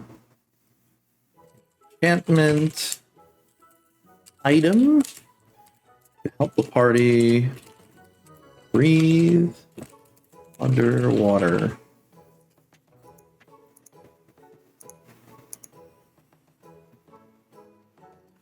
One second, let me change this track. But you know what? We're going back to the Persona theme music. Kind of feeling it. I've got eternal punishment on the brain right now. A little bit.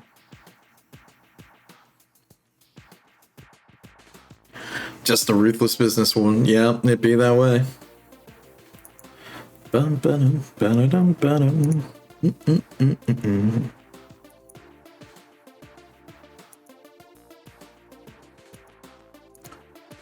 Okay. Let's see what else we got here.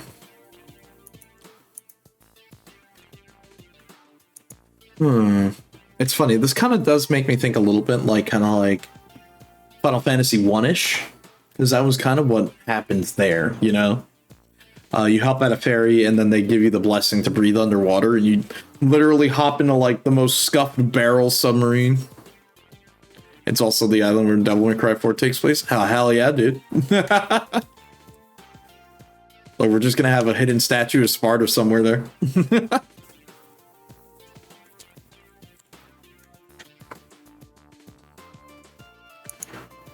Let's see.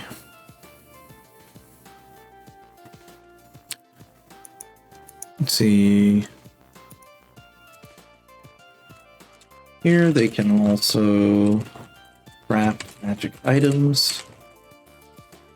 Team's aid. Okay, drown dials.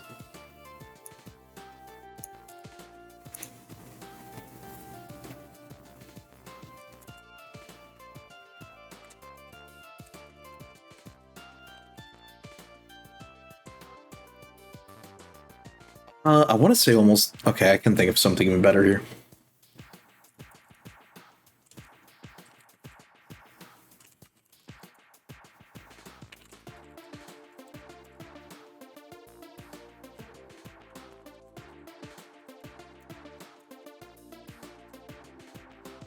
Crushed remains of the Port Mire Empire. Originally... See, the Drowned Isles originally were an extension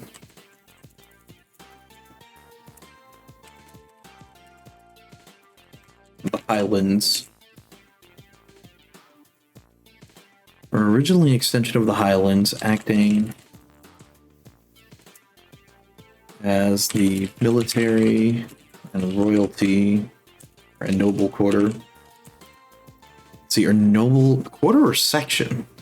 Quarter.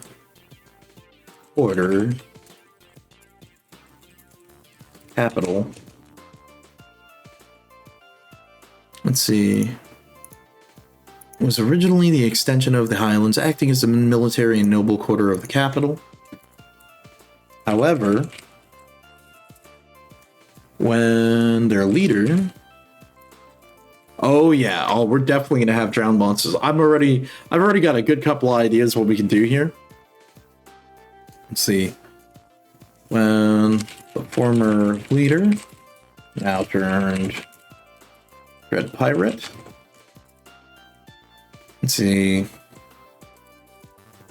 Cursed by the gods. Or you know what? Screw it. We'll say he married one of the daughters. For marrying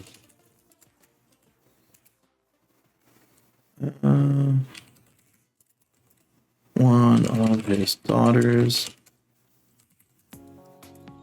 Let's see. Oh, I spelled that wrong, right?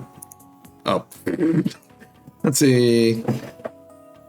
Okay, so cursed by the god. Cursed by the god for marrying one of his daughters. I want to say he hit the islands with like a massive storm. You know what? He hit him with a hurricane. That's what happened. He hit him with the good old, I don't know, a category 10,000. This is something that completely wipe it off the map. No. I can think of something. Let's see. He hit the coast with a tidal wave. We'll go with that. It wasn't enough to take the whole island down, but it was enough to rip that whole section out of the wall. Or like rip it out of the highlands. Cursed one of his daughters. Let's see. His daughters, Poseidon. Poseidon struck the coast. Tidal wave, crashing.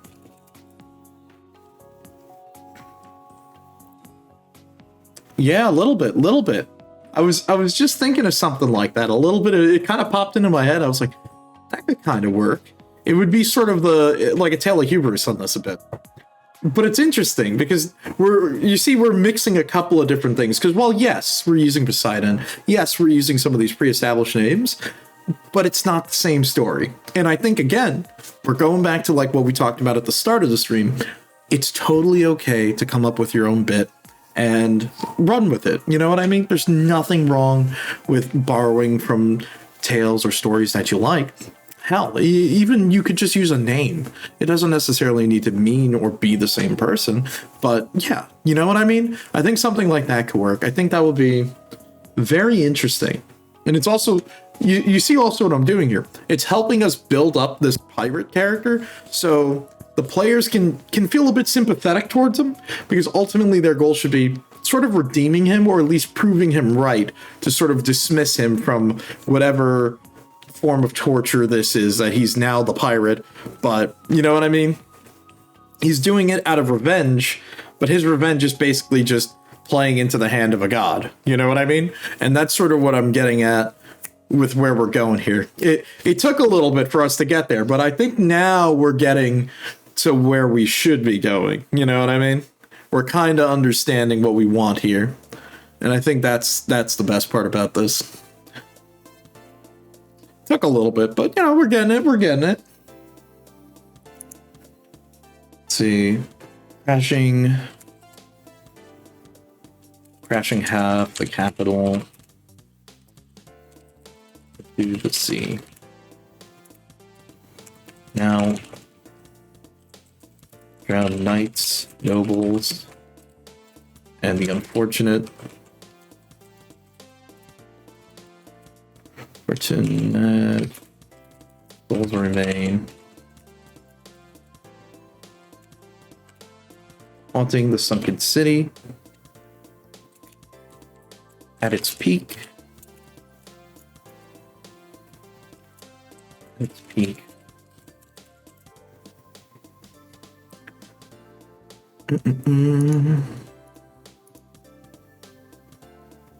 Let's see, what is the name of it again?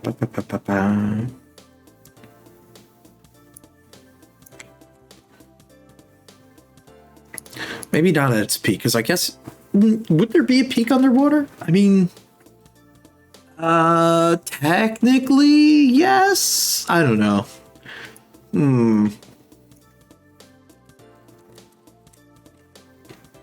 Now at the bottom of the sea. Only Dracula's public domain. You could slap him right there. Dude, you're right. No, you know what else is public domain? Yo, Steamboat Willie, bro. We're throwing him in there. You can always do that too. Okay. Now at the bottom of the sea. Large, daunting fortress remains. The Almsvendir. Okay. All right. You make Steamboat Willie a hireable crew member. Yeah, totally.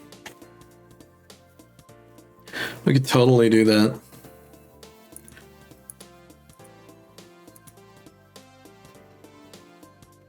Okay, all right.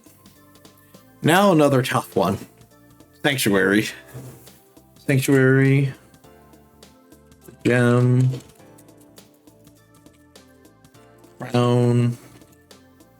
Jewel of the Gold Coast. There we go. Funny thing, her tapestry was better than Athena, but Athena just went and turned her into the spider. Wow, that's just rude. Okay, so this is the large city Oh, let me break here. Okay.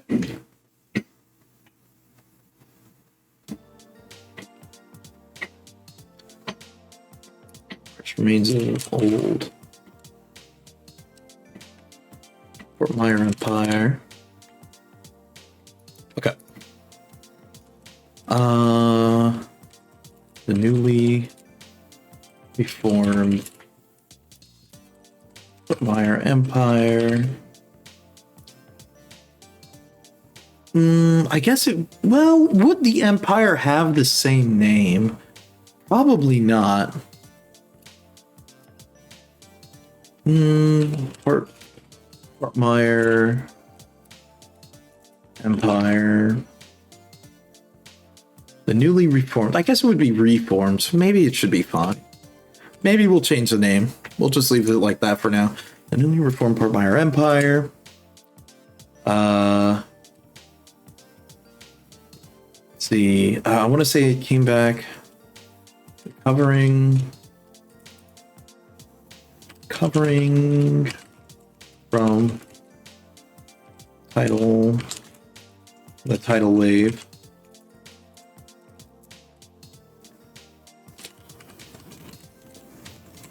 Sanctuary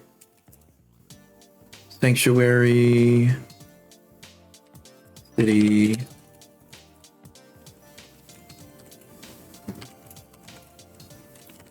of a god, city of the seas, to worship.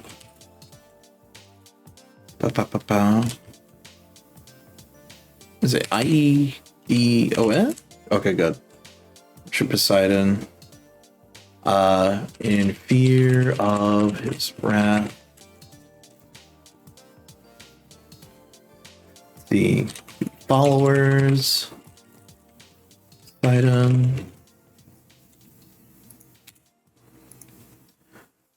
Let's see, the followers of Poseidon have from the land's main religion, and in turn was led by three women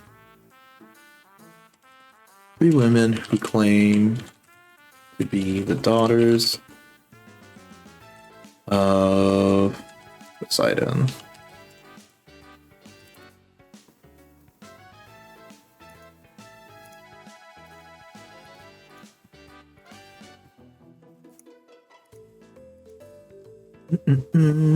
Okay, all right.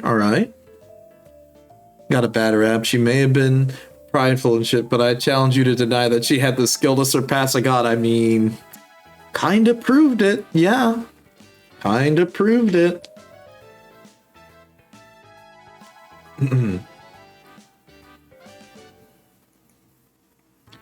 Let's see. It's large. Let's see, this large city is known for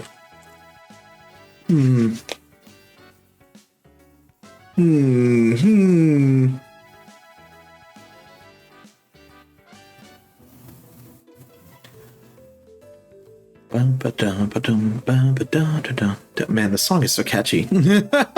It's like just one character's theme from P2. I think it's Nanjo's theme. Pretty good. Let's see. It's large coastal city. It's known for trade, exports. It's known for its trade, getting in crops, metals.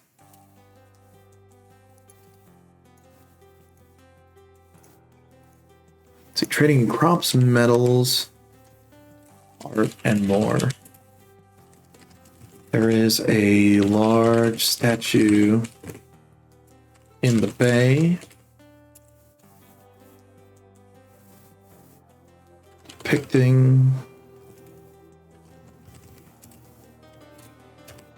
Poseidon with his... Poseidon has a trident, right? Yeah. Trident. Pointing towards the sea. To guide sailors. Oh yeah, that too. Mm-hmm.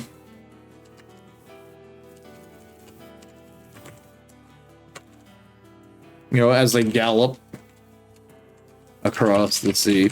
There you go. Okay, what else? Let me just put some nerd stats here. Okay, the city. City is large. Primarily a trade hub.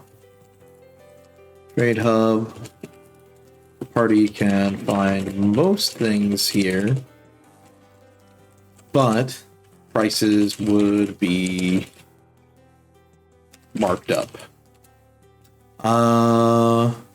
Likewise, from here, the party could ferry to other islands via charter ships, or maybe purchase their own ship. Or if they help certain crew out, they may be put in charge. Blessings of Poseidon.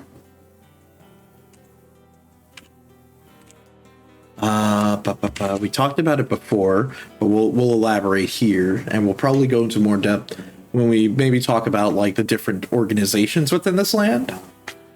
So like, again, next layer would be, what are the organizations of the land, you know? So now we're fleshing out each location, giving it a bit more background and flavor.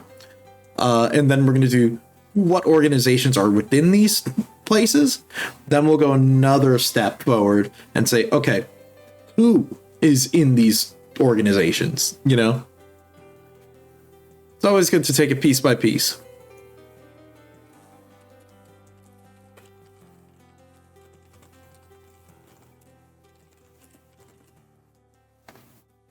That marks their hand with a sigil of a blue serpent.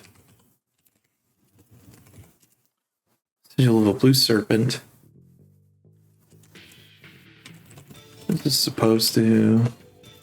This is to ward away from evil spirits, as well as any creatures.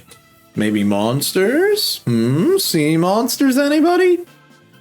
That roam the mists of the Cosmia Expanse. Did we call that? Is it Cosmia? I always feel like I have to double check this. Okay, yeah, Cosmia Expanse.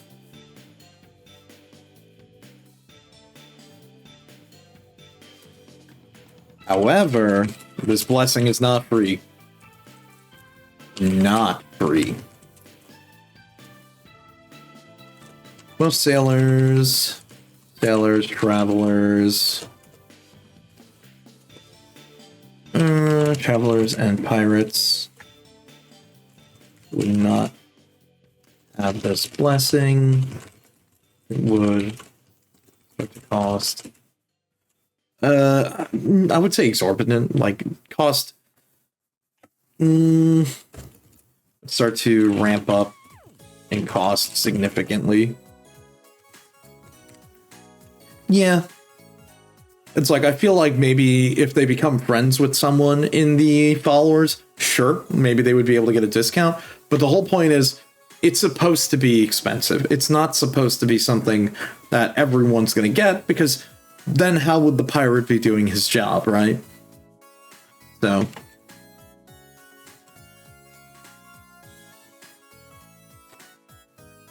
let's see, the sigil placed by the followers seem to be I want to say seem to be something strictly to them. They seem to involve a process in which only they can perform a ritual. Copying this. Let's see. Dun, dun, dun. The Tabaxi swashbuckler. Oh man. Love of precious jewels and a gambling addiction. Oh yeah. We're gonna try to come up with like a couple of different ideas for pirates too. That's gonna be the fun part. Seems to involve a process and copying this component. Oh my god, how do you spell guarantee again? Guarantee? Oh, my bad. Lots of A's instead of E's. Whoops. Guarantee safety. Safety unless if done by yourself. Okay. That's good. I feel like we've given this place a lot of information now. No, it's getting more and more fleshed out.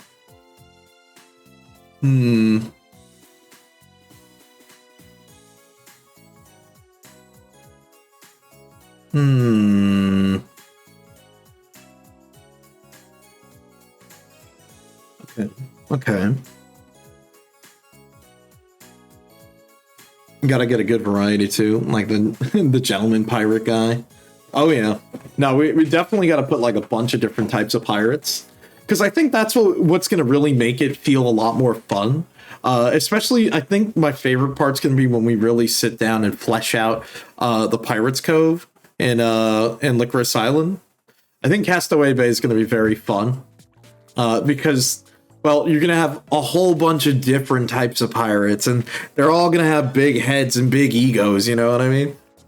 It's funny, it kind of reminds me a bit of like Freehold in World of Warcraft. So something like that could be like a really fun idea. You've got all these different pirates, which are basically like different gangs at sea. That could be a fun thing to mess with, you know?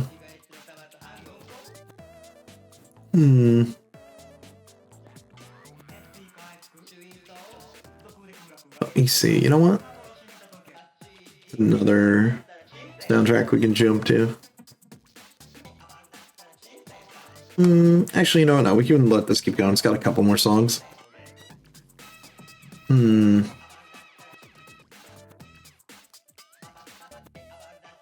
Okay.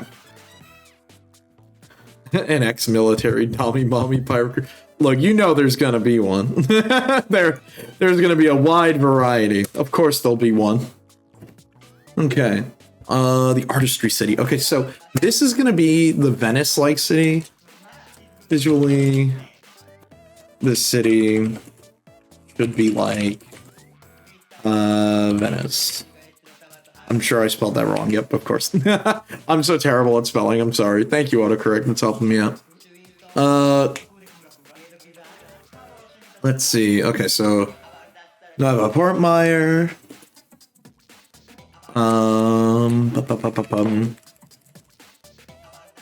This would be the cultural capital. Let's see. A place where activity. Yeah, I agree with you. The place where creativity flows freer than water.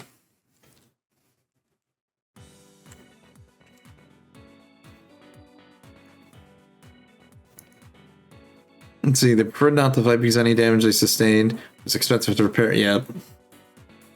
They use fear and intimidation by sailing. Yep, pretty much.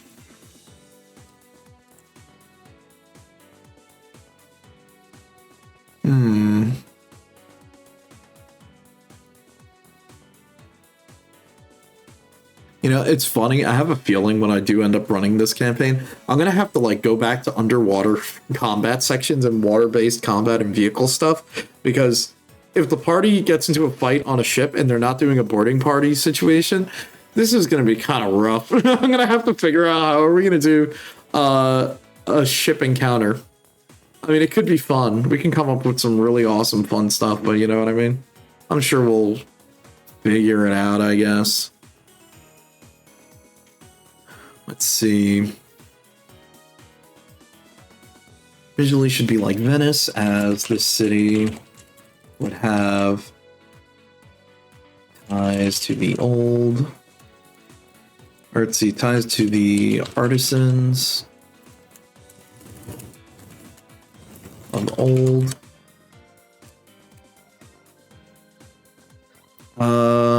There would be a variety of craftsmen on the island.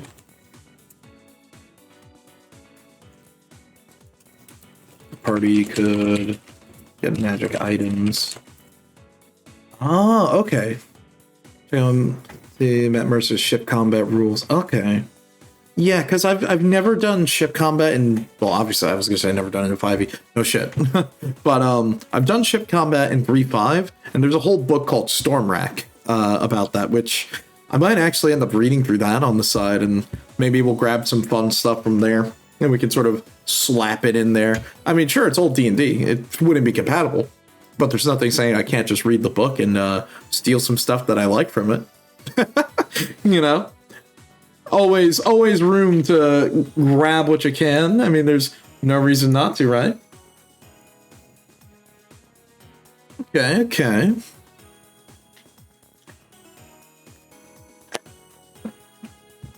So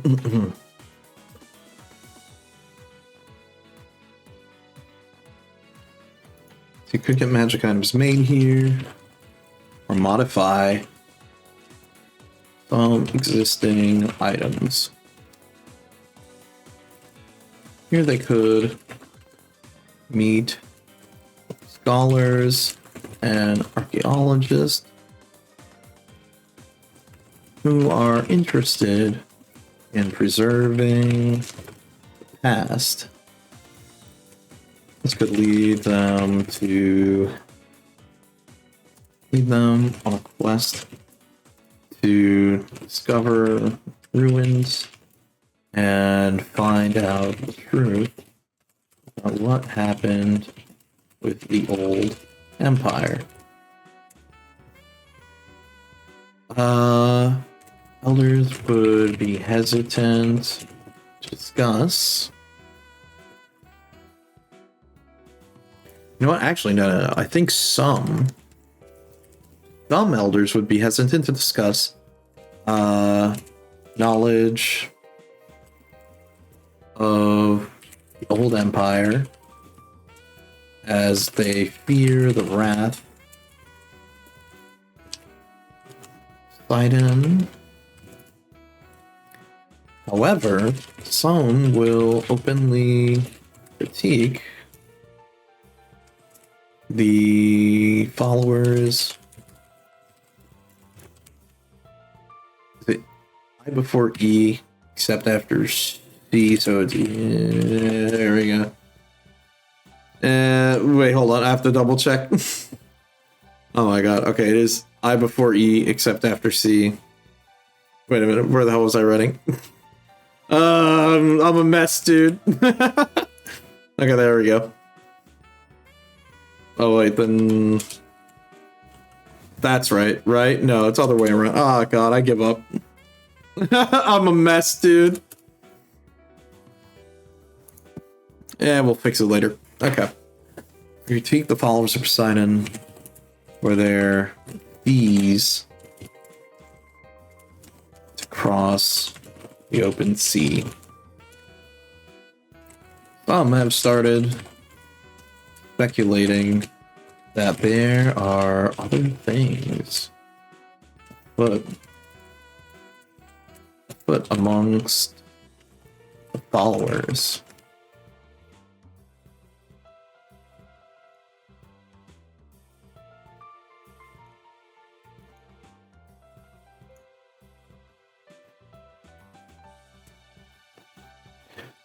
Okay, so now this should be stats for the city. Smaller city, Smaller city.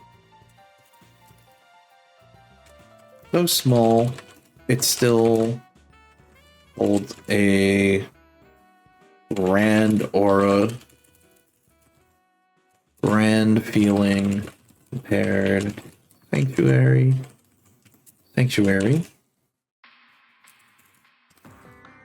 Art sculptures. There's all around. Libraries. Dedicated to the arts. And probably more merchants. And specialized merchants are found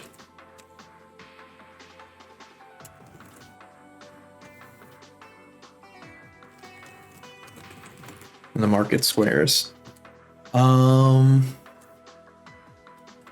Thirst for knowledge.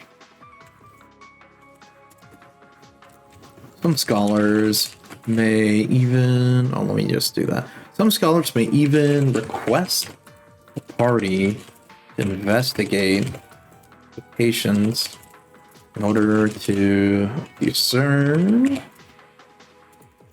Is it discern? No, how is this spelled? In order to... Oh, whoops. Let's see. In order to uncover the truth.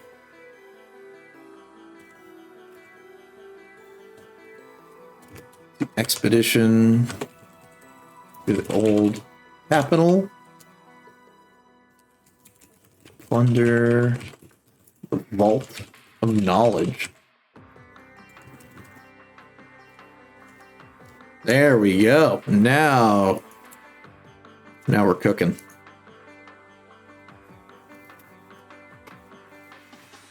Okay.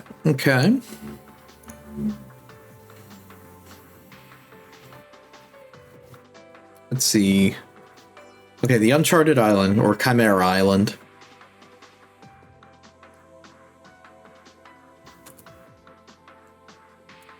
I think Zebek might be the name of the kingpin. I think we'll do that.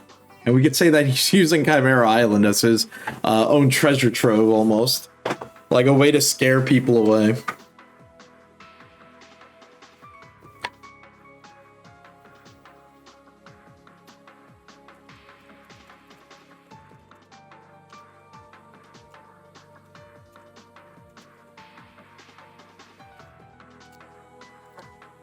Cursed Stormcloud? Oh, hell yeah, dude.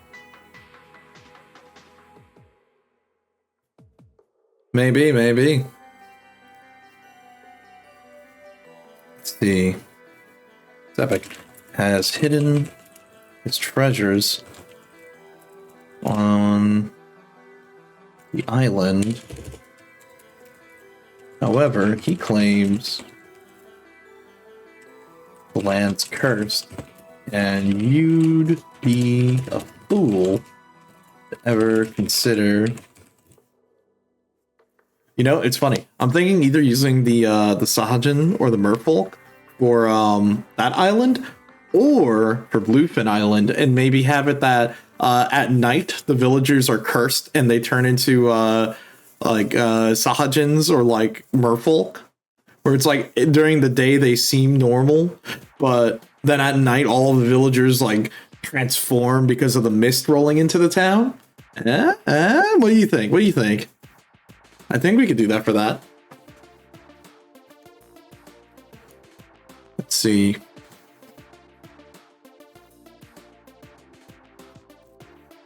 You'd be a fool to ever consider setting foot there. Hold on, you know what? I'm going to even write that down right here. Hold on. I'm jumping ahead a little bit.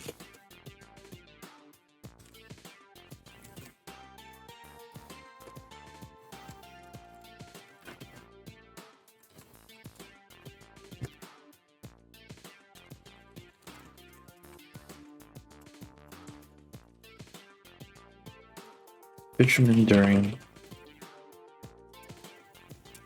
the day, the villagers Let's see, during the day, the inhabitants seem human,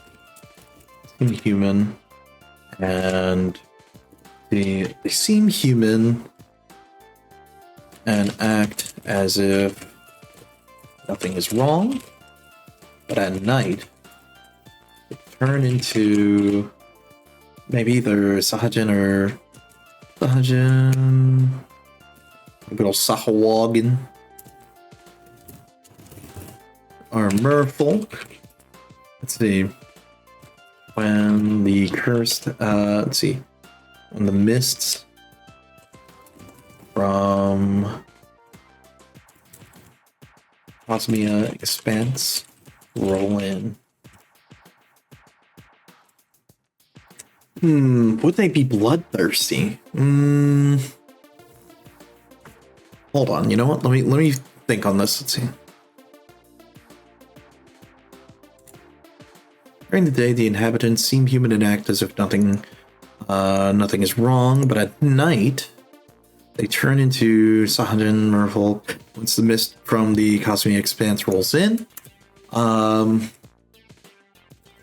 There's an old saying that that anyone who stays the night at Bluefin never awakens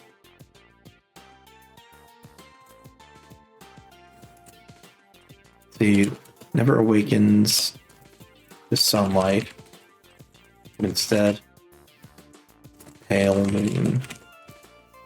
Okay.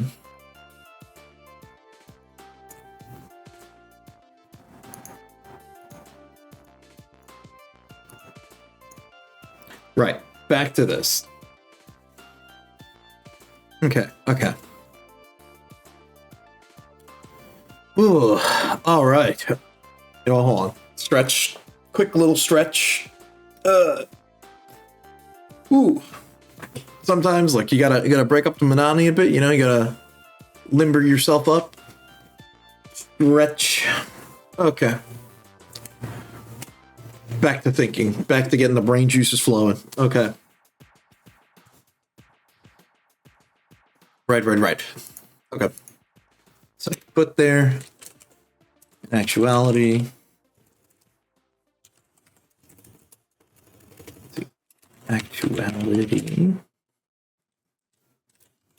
The fact been salvaging the island itself for more treasure.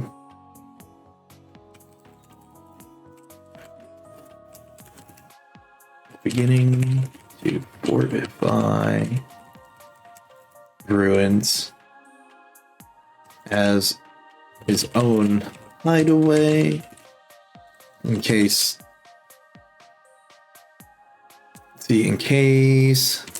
Castaway Bay falls apart. He purposely spread the rumor about monstrous chimeras roaming the island. He purposely spread the rumor about monstrous chimeras rolling the island in order to keep people away. Yes, there is a real chimera, but he wouldn't know that.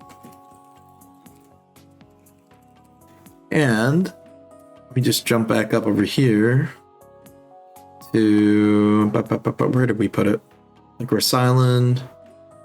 See the Pirate Kingpin. The back.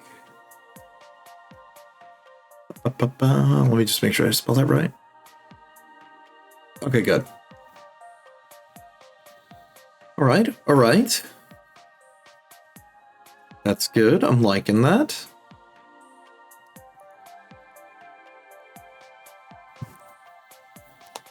Oh, okay, this part's going to be a little bit tricky because now we need to write up a bit for Skull Island. Skull Island is going to be tricky.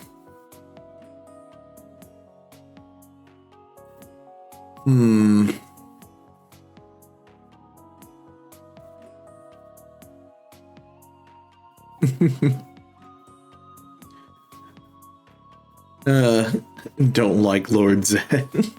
Oh my god.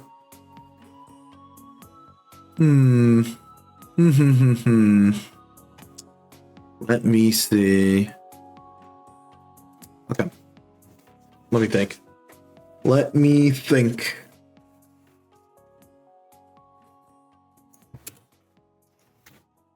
Reach. Where are the echoes? Goes Death Loom.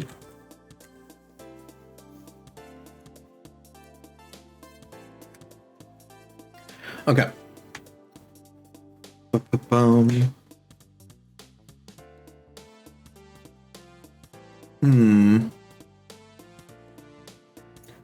Okay, Echoes of Death Loom. Island itself was deemed inhabitable due to its hostile style.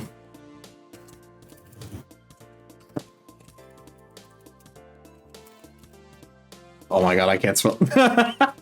HOST. Hostile.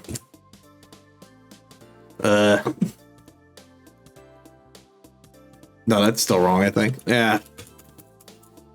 Nah, whatever. Time to hit dictionary, just in case. No, okay, that was... Oh, okay, I was right the first time. Whoopsies. Let's see, hostile habitation. Let's see, hostile environment. Environment. Being mostly comprised of cliffs. Jagged rock formation, and it's ominous. Mountain structure. Resembling skull.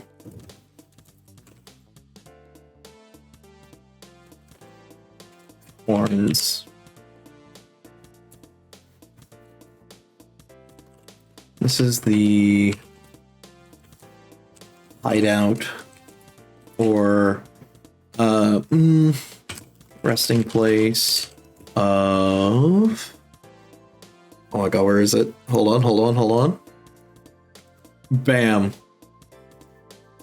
It's all coming back.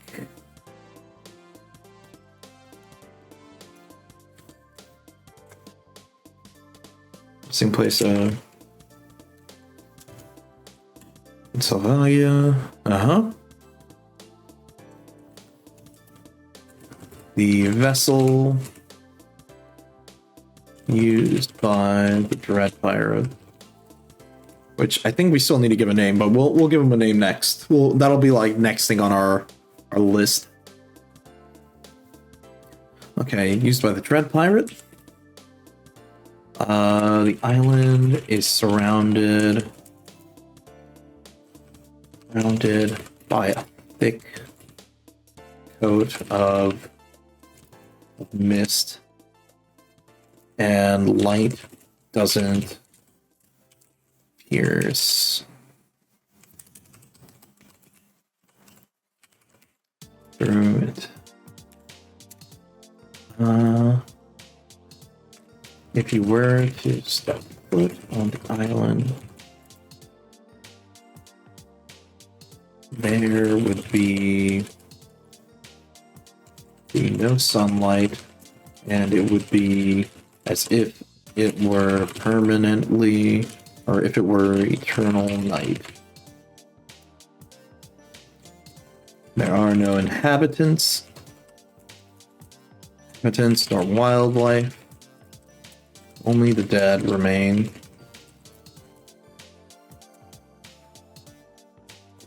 Ancient times. Ancient times. No. Okay, hold on. Rumors. Rumor has it. Let's see. Rumors among scholars.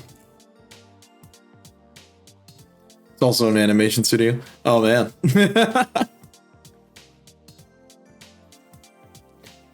Damn, dude, you just hit me with like a bunch of stuff that I haven't heard in so long. Damn. That's like a where were you in Vietnam question. It's like, when was the last time your brain ever had to think of To Love Roof? Like, what the hell? I've heard of that one. That's like really a while now. Same thing with like Love Hina and Full Metal Panic. Like, yeah, damn, wow, that was a long time ago now. Let's see. Rumors among scholars. Okay, rumors among scholars would be that the ancient serpent once used island as a resting spot. It's resting ground. It's resting ground dwelling beneath it.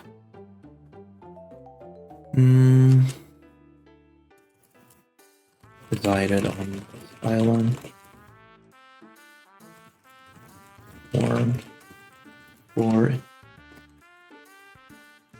took to the seas.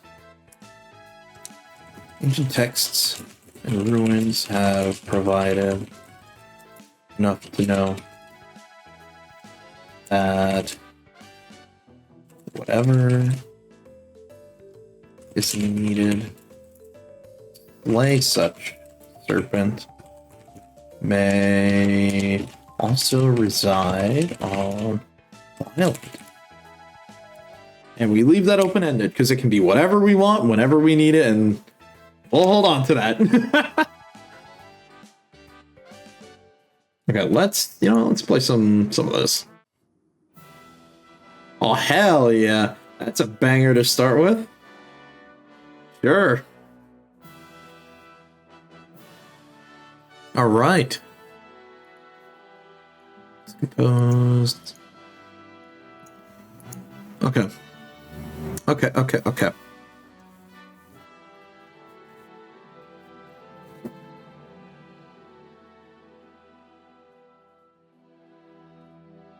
So far, so good. Hey, what's up, Hawkins? Okay, now we're on our deep sea trench. Permission to yell randomly? Yeah, go ahead. By all means, hit me, Hawkins. What's up?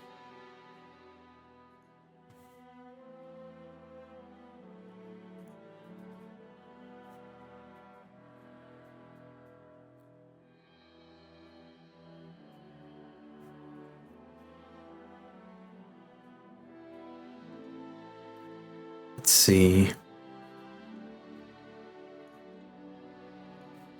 Hold on, let me move this down to this page because this will be just easier.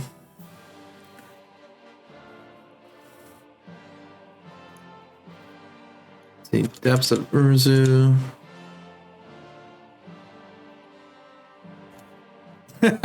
Ah! Why? What's up? What's going on, Hawkins? What's got you yelling? Name it after Demiurge? Yeah, true. You just needed to scream for no reason. You know what? That's okay.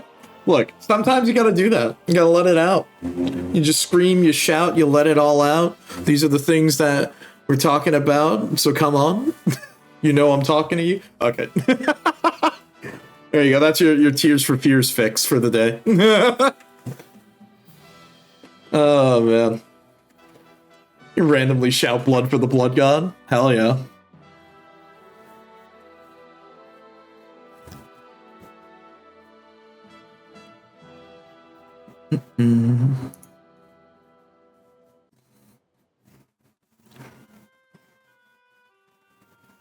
Give me all the blood.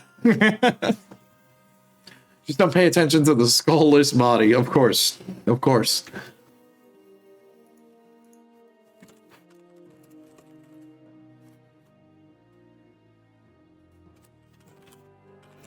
Home of the serpent.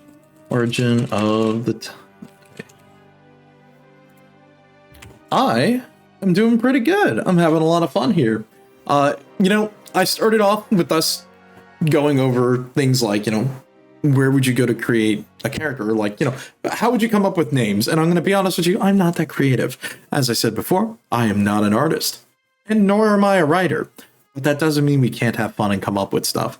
I talked about, you know, we would check out places like Fantasy Name Generator as a good place to sort of get started for, you know, coming up with names, and then you can always adjust as you keep going. You don't need to use the names that they give you all the time, but I would say if you want to come up with them, it's a good way to get started. Gives you a good idea, and then you can kind of go from there. So you can use name generator sometime, but have random names, different meaning. Yeah, of course, exactly. Let's see. Oh my god. Getting off topic, Monster Hunter is putting out event quests, although the only one I'm interested in is hunting down a fire chicken for cheese. Bro, did you see the news story where they said apparently in Japan they're running out of cheese naan because everyone is going to all of these restaurants and eating all of the naan? Because Monster Hunter made everyone want to get it. Oh my god. A sci-fi character named Mark Demai. Nice. Oh god, this song, I can't. I'm sorry. Dude, I love the classic WoW soundtrack, but there are some soundtracks. Okay, there are some songs in the classic WoW soundtrack that like evokes emotion on me and just makes me laugh. Like it just makes me giggle where I can't not laugh at. For example, oh my god, it's the music in Molten Core when you fight Ragnaros. Hold on, let me see if I can find it because it's one of those tracks that you hear it and it's like stuck in your brain forever and you're never gonna forget it. Hold on, let me see if I can find it real quick. Stranglethorn Veils. Oh, exactly. Oh, trust me, that's on the list of music. I've been putting together a little bit of a track list of things that I would like to use. That's definitely a good one. Okay, it's this track. This track is like only like not even a minute long. It's not even 50 seconds. But this track, oh, I'm gonna raise it a little bit, has been kind of a running joke between me and my friends where you hear this and you're like, bro. Because you know, you hear this and all I could think of is Molten Core, and my friend tells me about when he played Classic WoW and he goes, Molten Core fucking sucks. You spend so many hours killing trash to kill one boss that's like less than 30 seconds and you get nothing, bro. And he goes, and all you hear is and it's like you hear this track like over and over. And now every time it's like I hear this, I can't stop laughing or giggling because all I can think of is my friend suffering in Molten Core. And I'm like, dude, what are you doing? I'm like, that sounds horrible. I'm like, damn, and you paid money to be here? Oh man. Yeah, I didn't play Classic. I think I played a little bit of the classic Burning Crusade when that came out, and that was fun. I liked being a healer, but you know, oh man. I'm never gonna forget hearing that track, and that's why the Molten Core music lives rent-free in my brain. It's just so, it's unironically funny for me now, because it's like, all I could think of is getting lost in Blackrock Depths, getting stuck in Molten Core, and all of those other goofy things. Oh man. I love the old WoW soundtrack. It has good tracks, like really good ambient tracks, but then you'll have that, and it's like, I can't not giggle a little bit because I'm like, I remember my friend complaining. Let's see. Classic is already past vanilla. Yeah, I know. I think I leveled up because I had a character that I was playing in Wrath Classic for a little while. Let me get some music back on, sorry. I played a character. Perfect timing for this. I played a character for a little bit. Aw. Oh, let me just, yeah, we'll play this track. Sorry, Hawkins. But you know what? Hold on, let me drink some water actually real quick. Remember, stay hydrated. It's important.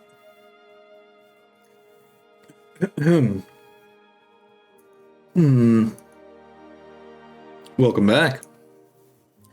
But you know what? No, I do have a little bit of a story for you, Hawkins, on that. So I played a little bit in. So my friend wanted me to try playing Classic when that came out, and I really wasn't around the time to play Classic.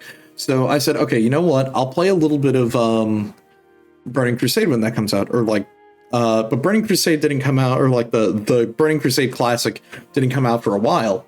So I was like, okay, well, sure, I'll give it a shot. I leveled up a hunter in vanilla WoW, or not vanilla, the classic WoW thing, and dude, bro, it's like it was fun, but that last 10 levels was horrible. It's like getting from 50 to 60 is so bad.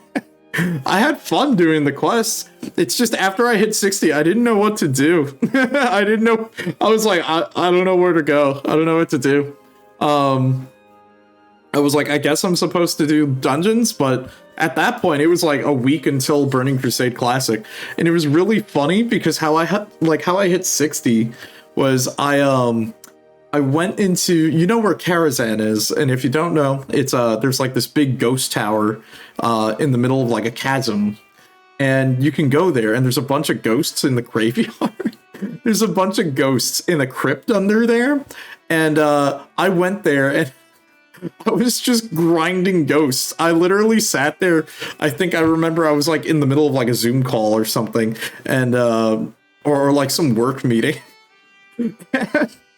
I sat there just killing ghosts in silence, and I'm like, yep, this is really what I'm doing now, huh? I guess. I hit 60 that way. And don't worry, there was a pop-off, and I had to make sure my mic was muted for it, but don't worry about that. Oh, man. What a mess. And then I played a little bit of Burning Crusade Classic when that came out, and I really wanted to play Ret, but of course I wasn't allowed to, so I healed. Healing Gruul's Lair sucks because people are bad. It's amazing. Magtheridon sucked to heal. But overall, healing as a paladin, pretty fun. Then Wrath Classic came out, because I didn't stick around. I played for like maybe like a month or something, and then I dipped. Then Wrath Classic came out, and I played a lot of that at the start, so I was getting closer to like BIS for like tier 1 when it was Naxxramas, like before we started doing like 25 mans, I think, or no, we were doing 25 mans, and it kind of became a running joke where it's like I was playing Ret Paladin at that time, and the problem that you have when you play Ret Paladin is it doesn't matter how good of a player you are or how good damage you do. Your 95 is a Death Knight's 20, dude. And if you don't know what that means, it's parsing. So like when you're doing your raid, like even if you're playing the best you can, like you're doing everything you can, drinking potions, getting your damage rotate optimized, all this really cool stuff, you're never going to do as much damage as the guy who's basically pressing one button and then getting up and walking away from his keyboard. And it was that bad. And I'm like, dude, this is fucked up. That the tanks can beat me on damage or like any of this ridiculous stuff. I'm like, man, it was messed up. Oh yeah, dude. Yeah, dude, Death Knights were really strong. Like, if anything, it's kind of what gave me the respect for them, where I'm like, okay, Death Knights are kind of cool. It's just, you know, they're like ridiculously overpowered. Oh, man.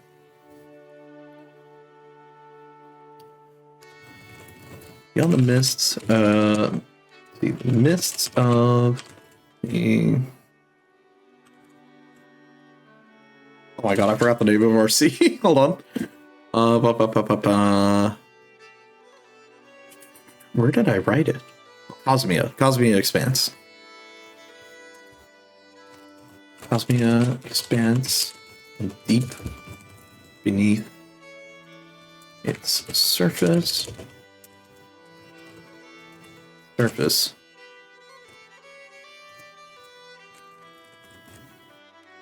French runs deep where an ancient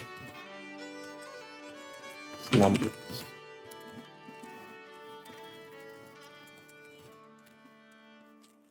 This is the serpent that Poseidon.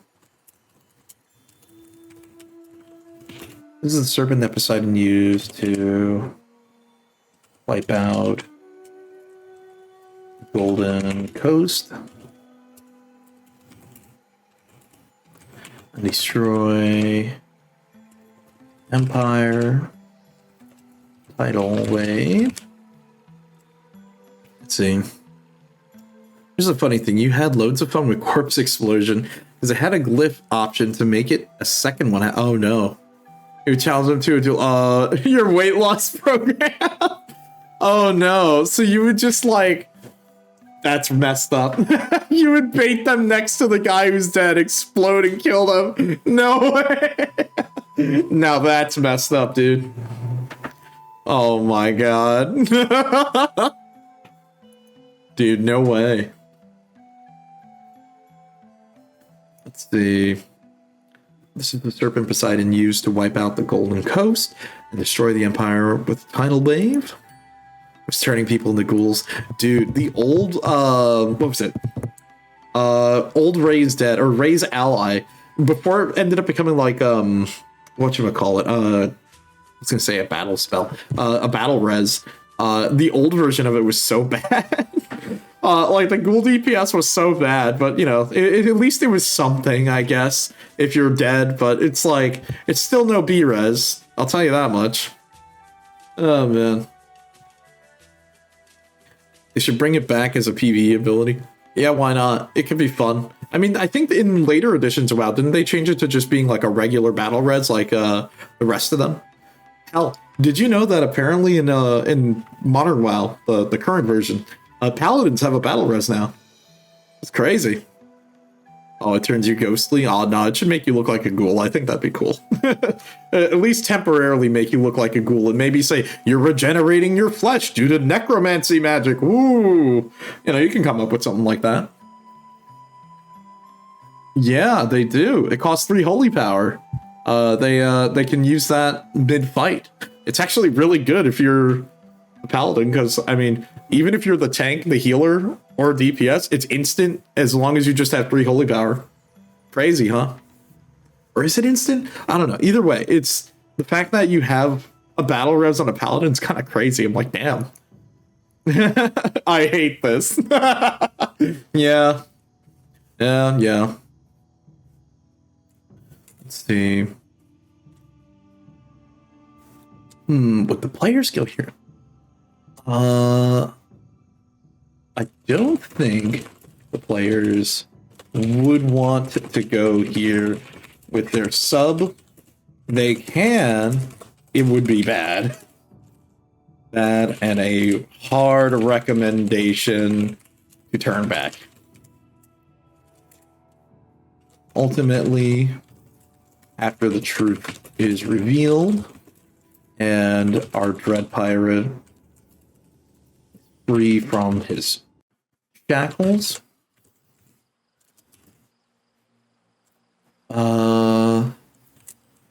see, Poseidon would unleash his wrath once again to flood the coast, but by sending the serpent out and sinking the pirate's ship and eating him. Then from there, the big finale would be the party having to battle giant sea serpent. They win. Have proven. Like to be fine. Oh god. Bam. Stick. All right. Let's see. Arenas are going to be crappy now. I don't think you can use battle res in arenas anymore. Disturbing could be set. Oh, that could be good. Could be set us. Okay. You're right. Let's let me just put a bracket somewhere here.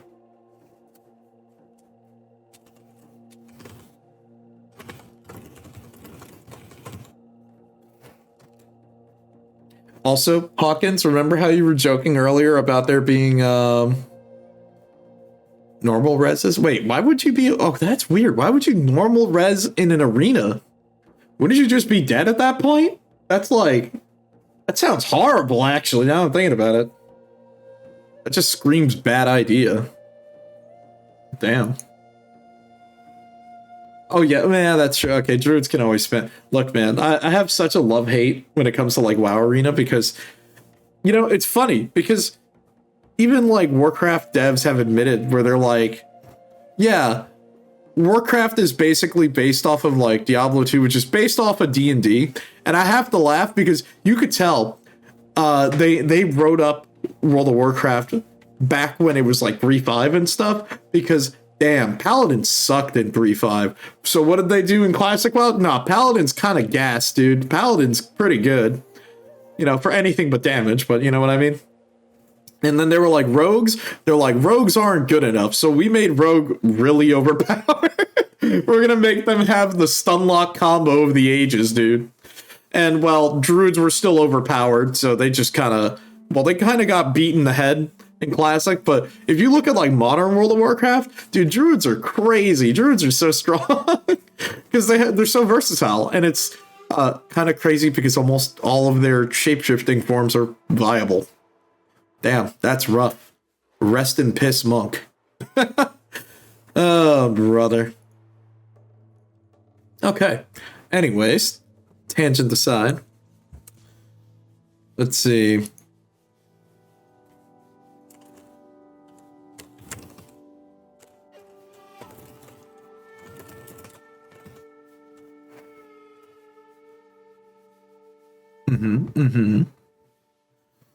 You mostly PvP as an unholy DK? Good choice, good choice. I approve. The Cosmios, it's a genus of moth. Ooh. That sounds cool. You know, it kind of makes sense then. You know, it's misty. I like that. It can work. We can make it work. You will go hunter if you can play safely. The only time I've ever PvP'd as a hunter is in Battlegrounds because I used to just, dude, I wouldn't play objective. I used to play it like it was a Call of Duty deathmatch. And I used to like just run around and just try to like snipe as many kills as I could with like aim shots back then.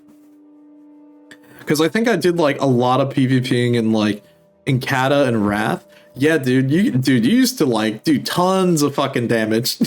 Like before they changed survival, I think I used to play a lot of, or no. I think it was still the same survival in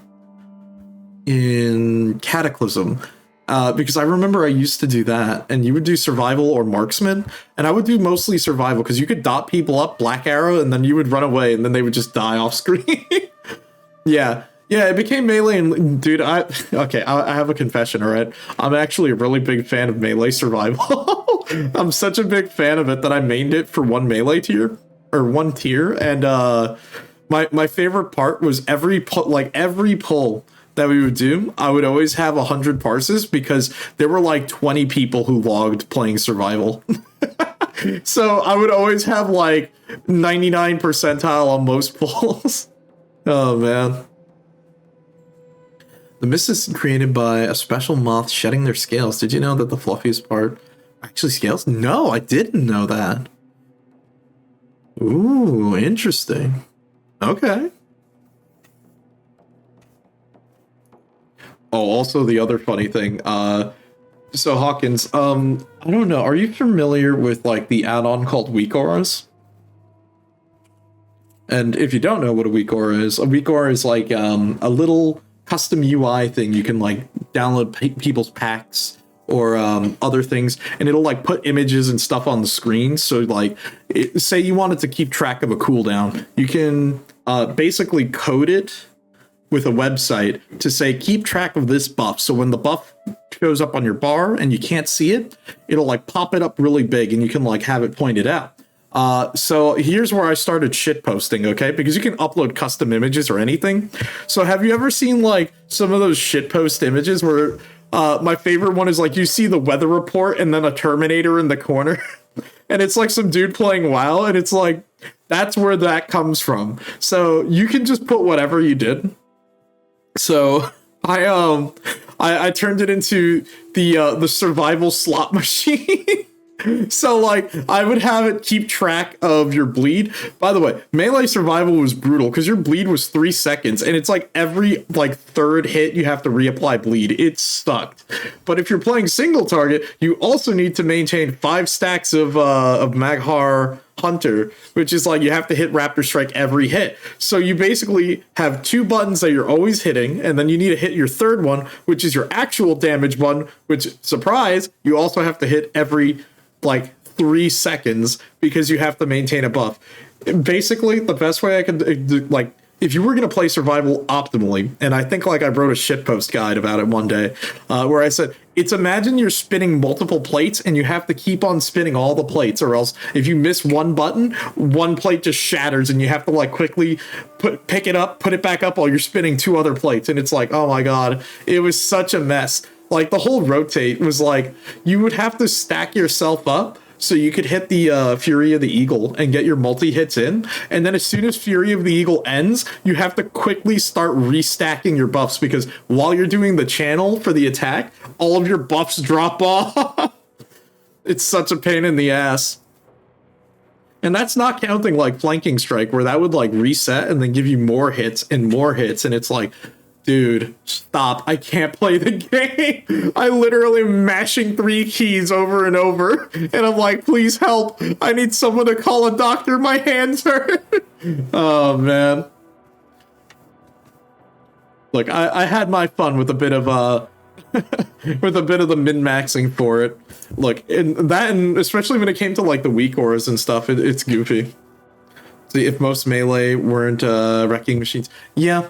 And it's like, I enjoy survival still. I think it's a fun spec. My problem is it's just, it's like they rethemed it to be, instead of like Sylvanas, which was like the dot-based hunter type of build, they kind of made you like Rexar, where you're supposed to be like melee, you fight with your pets in melee. It's weird. It feels like, whatchamacallit, something where, what's the word I'm looking for here? I feel like maybe in hindsight, maybe they could have made it a tank. Yeah. Dual wield. You want to dual wield like Rexar? Yeah, for real. No, honestly, it's like they could have made survival dual wield and make it a tank, because Rexar is kind of like a tanky guy. And it's like, if you get a bear and you and the bear can just like taunt things back and forth, like it would be a different type of tank. But why not, right? You know? Look, we're in the era of change. Why not? Make something silly like that.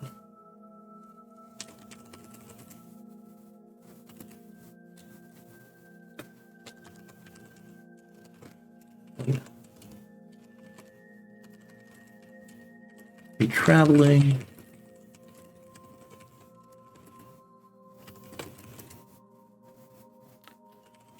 It should have been a melee and a mix between melee and range. Yeah, and it's weird because that's kind of where it is now, I think, because most of your skills no longer really require you to be in melee, because they gave you the extra 5-foot reach from your lance. Because you throw grenades, your dot is no longer a bleed, so now it's like you literally pull out a pocket crossbow and you poison them with Serpent Sting instead of putting Lacerate. So it's like a lot of your skills are now ranged. The only melee skill is like Raptor Strike, I think, or like Mongoose Bite. But even with that, it's like you could just press Aspect of the Eagle. Now it's like, oh, I can just do all of this from a range. So it's like, then what was the point of making you melee at that point? Like, that's kind of the problem it has, where it's like, now it's like most of your stuff is ranged. So why do you even have to be melee? That's my issue with it. Let's see. see. See, Cliff is a halfling who seems to be traveling around Fortuna, and it's set up shop here. Set up shop not too far off of... What is the mountain village? Mill Village. As he is looking for rare... I would say rare meat. Nah, he wouldn't be a culinary guy. Rare hides, goods to sell, to start his own trade house.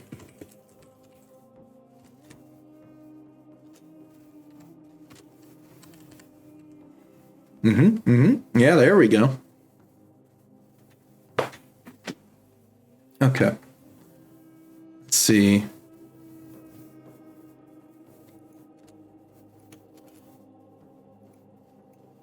He's looking for that.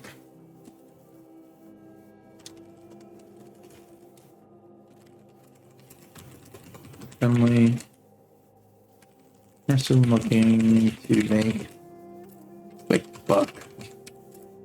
Exactly. Looking to make a quick buck. And quick buck. Let's see. Though he calls it a house or a lodge, in actuality, it's really what looks like a circus tent that he's traveling with. Placing it down. Exactly. See, now you're catching my drift.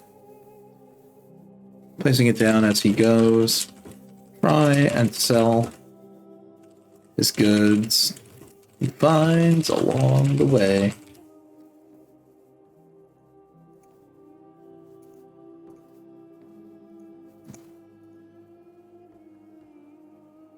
Okay, there we go. All right, village on the coast, Brendan Landing. Or Brendan Way Landing. Okay.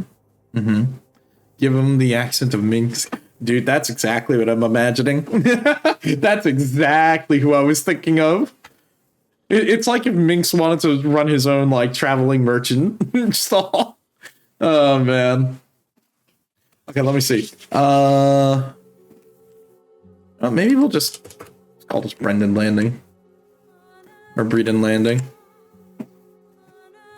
Oh, it's been a while since I heard this, but we're changing it. No more Lament of the Highborn. Sorry. Go with this. Yes, PTSD. Some Dalaran music. Oh god, I've heard this track like a billion times. Okay. Breeden's Landing. The cheaper, less blessed.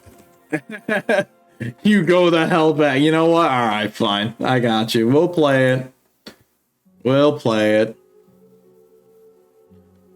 It is a banger. It's a good one. Let's see.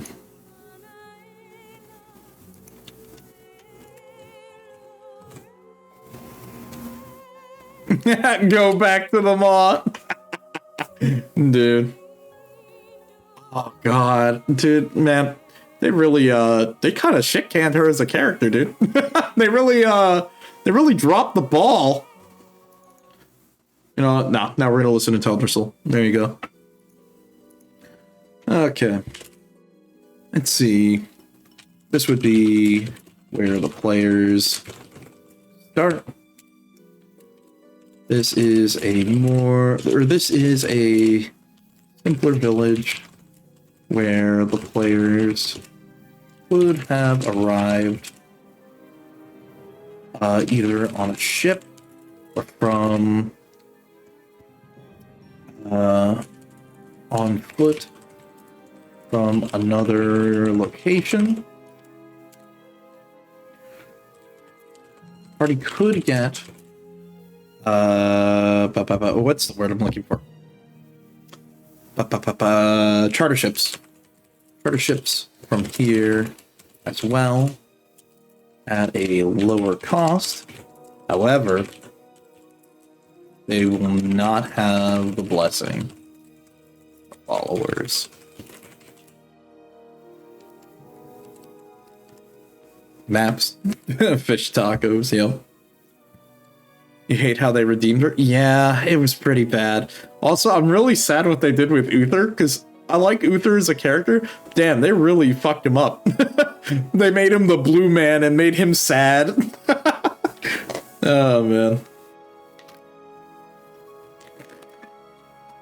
Also, yeah, they really screwed over Arthas, too. Dumped his ass in the maw. And then they turned him into a weapon and he got dusted again. Oh, brother. He was your favorite character, oh. Oh, no. Let's see.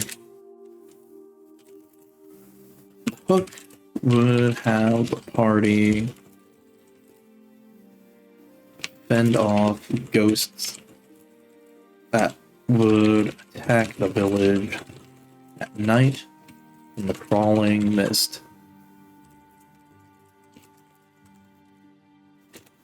Crawling mist of the sea. Actually, you know what? I'll just read it way back.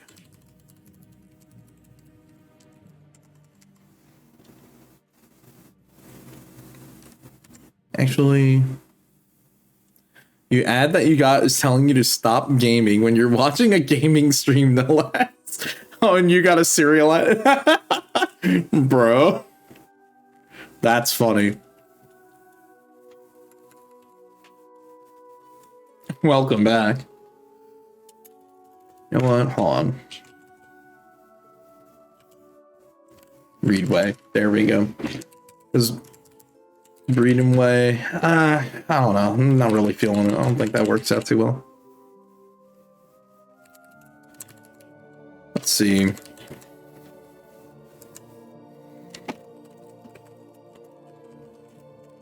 But inquire from the local elder. You got a guy talking about D&D. Well, you know, for the low price of Amazon Prime, you too can subscribe.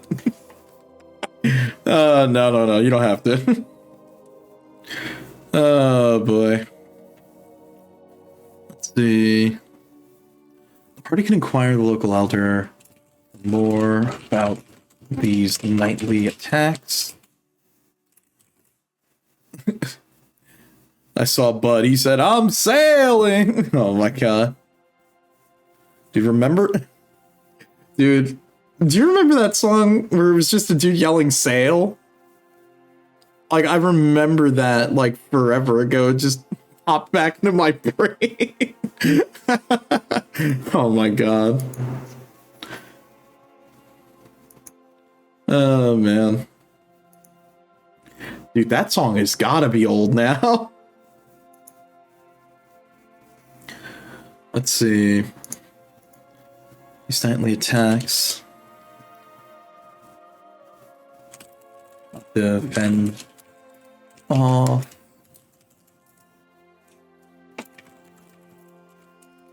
Tail.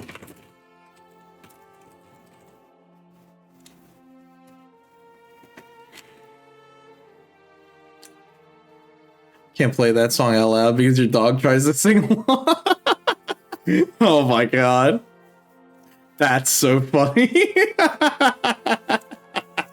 Oh, man.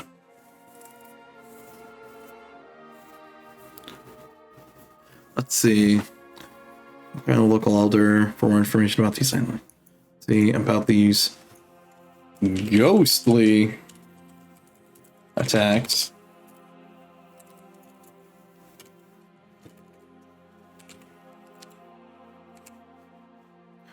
What happens if you play Who Let the Dogs Out? Dude. Okay, so between that and so there were times when I used to dog sit for my uncle, and it was really funny because my uncle told me, he goes, so our dog, He goes, so my dog likes TV. I'm like, okay, and? So it was nice. I would, sometimes sit down and watch shows with the dog. But it was really funny. He goes, if you ever want to keep him busy, just have Animal Planet playing. I'm like, what do you mean? I turn on the TV, I set it to Animal Planet, and he will just go back and forth following the animals on the screen, and then he would try to bark at them, or then he would like look around the side of the TV. He's like, where did they go? Oh my god. What a funny dog. And he was like a big dog too, so he would just like bump his head against the screen and just start barking at it. I'm like, dude. The only song you found out he sings you, by the way, your dog doesn't mind fireworks or thunder, but runs to the sound of a squeaky toy. Oh, man.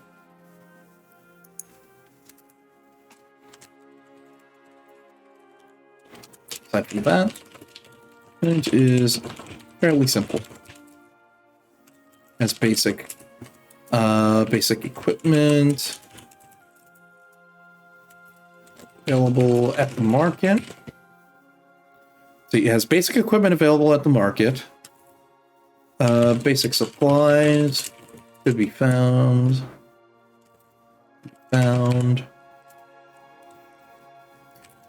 This location could be used.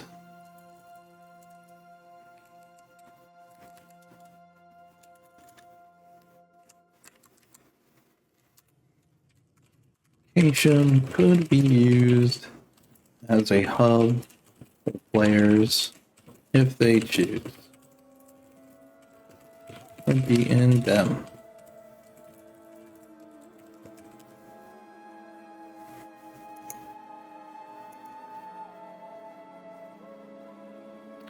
See, since other way around, the villagers would be in debt.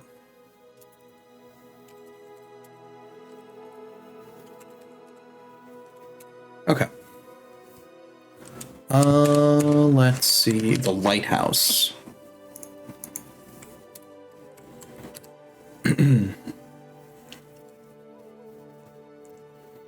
Damn, we got a lot more places to go, but you know what? I do like how much detail we've really, like, given life to this whole thing. I mean, look at that. We're on, like, what, 11 pages? What a pretty good, talk about a running start. Now I'm thinking about it. We're doing good. We're giving a lot of details to our locations, and we're sort of piecing together pieces of the story along the way, too. So, you like that. You like that. Let's see, the lighthouse. The Crystal Lighthouse.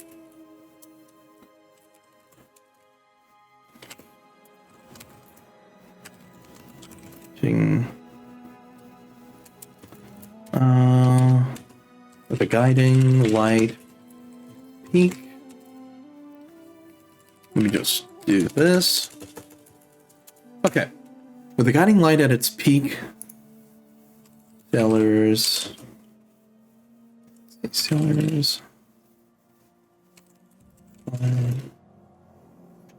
I think I probably have duh. Sailors could find the way. Okay. Finer details. I want to say the old adventurer. So remember how when we rolled our setting, one of our allies for the party was, we have an inexperienced adventurer, a raving lunatic, and the retired adventurer. Let's put the retired adventurer here at the lighthouse. Also, hold on, let me change this track. Bro, I don't want to listen to the Gates of Encourage right now. Damn, dude. We'll go with this. Okay. Let's see. Okay, so the retired adventurer. Why don't we make him like an old mariner? You know what I mean? We could do something like that.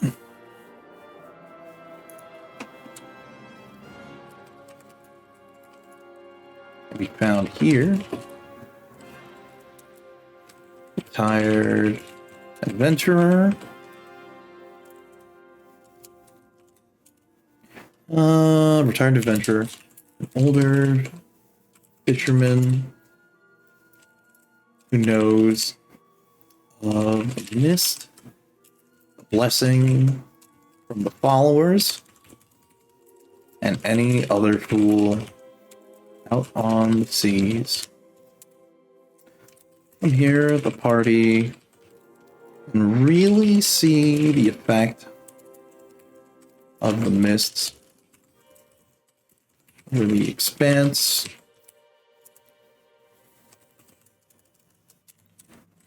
I could ask the fisherman for more information, as well as if he could provide anything else to help them on their journey. Damn, this track is like hella dynamic. Damn.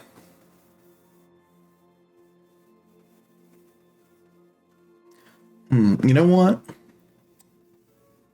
What's another track? Oh, I know what we're playing. Oh, hell yeah. Another classic. See, knowing some D&D players, they might ask some silly things like if children have hit points. Look, those are always dumb questions, and that's when you answer yes, everything has hit points. Did you know that objects have hit points too? It's also known as hardness, and that's why spells like shatter exist, you know? Although, obviously, you shouldn't be messing around with stuff like that. Oh, man. Look, the next thing you're gonna ask me, it's like, they're gonna ask, yo, can we kill the kids? It's like, look, I'm not gonna let you do that, okay? It's kind of fucked up, bro. Oh, man. I mean, now look, if the kids were evil, and I mean really evil, maybe. If we're talking like Dragon Age where they're possessed by demons every time, maybe. And that's a big if. Let's see. I don't think there's too much else. I guess we could put, do they have bones instead of bugbear? I mean, well, they're not gelatinous, so probably. Okay. Structure-wise. Tall lighthouse. Looms over coast. Light shines far enough to pierce the mist. Something about, something about the light of this tower different, as most can't pierce mist easily. The light could be a relic from the old empire. Just be special. Who knows? Alright. Oh, this next one's gonna be tough. Now we have to talk about the old capital of the old ruined empire, and there's gonna be a lot.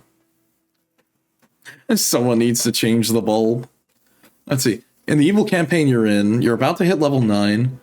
Let's see, as soon as... Let's see, a level 9 Conquest Paladin, you get a 3rd level spell to remove Curse because of Paladin. You get Bestow Curse of Conquest. Oh, right. I see. Oh, that's cool. Wait, so what does Curse of Conquest do? I'll be honest, I don't know. I really don't know how that goes. Oh, it's probably... Actually, you know what, now I'm thinking about it, it's because I didn't really read about those versions of Paladin, because I think they were in the DM's guide, and I think we skimmed it briefly. Let's see.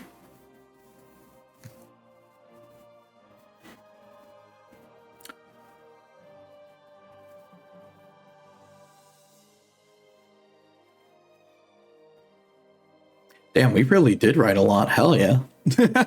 I mean, it's really cool that we're getting a lot of these details down. Like, we're really filling it out, and we're really bringing to life our setting here. And I think that's like the best part about this, because while we're going through this, we're basically writing up the story off the top of our heads here.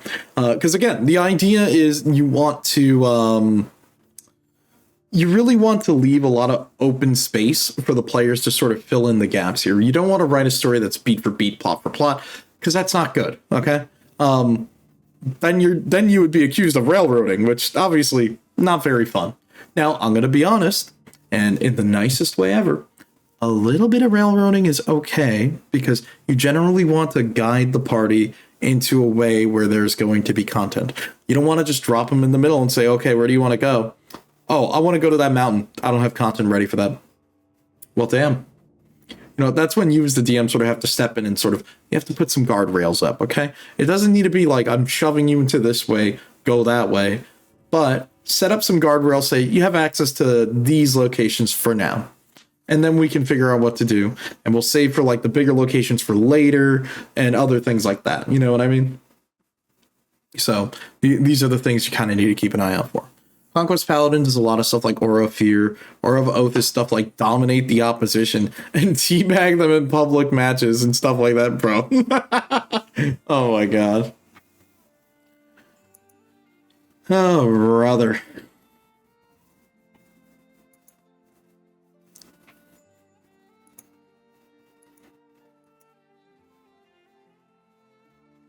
See, your first group was tasked with taking care of some delinquents in a water city or in a waterway city. They did no research on the group and just accepted the quest by, oh, I see. They broke into their hideout and killed the oldest of them, who was 19, and the youngest was 13. Turns out if they did their research, they would have found out the delinquents were secretly protecting, oh god, gondola drivers from slave trade. Damn. Oops. Wow. Damn, they fucked up. Protecting female gondola drivers from slave traders. Damn. That's a big yikes, dog. They messed up.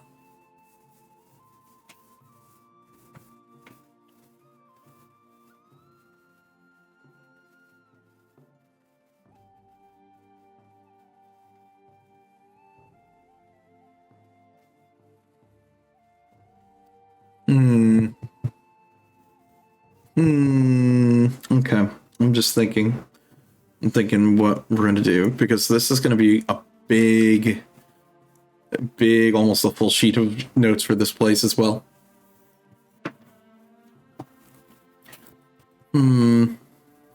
Second group you ran for, they got to see the aftermath of that situation. Ooh, that's bad.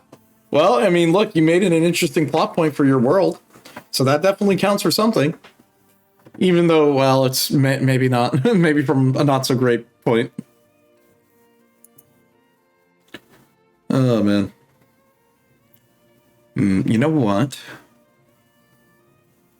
Let me... Oh, am I out of water? Oh. Damn, I'm actually out of water. You know what? I'm going to take a quick break.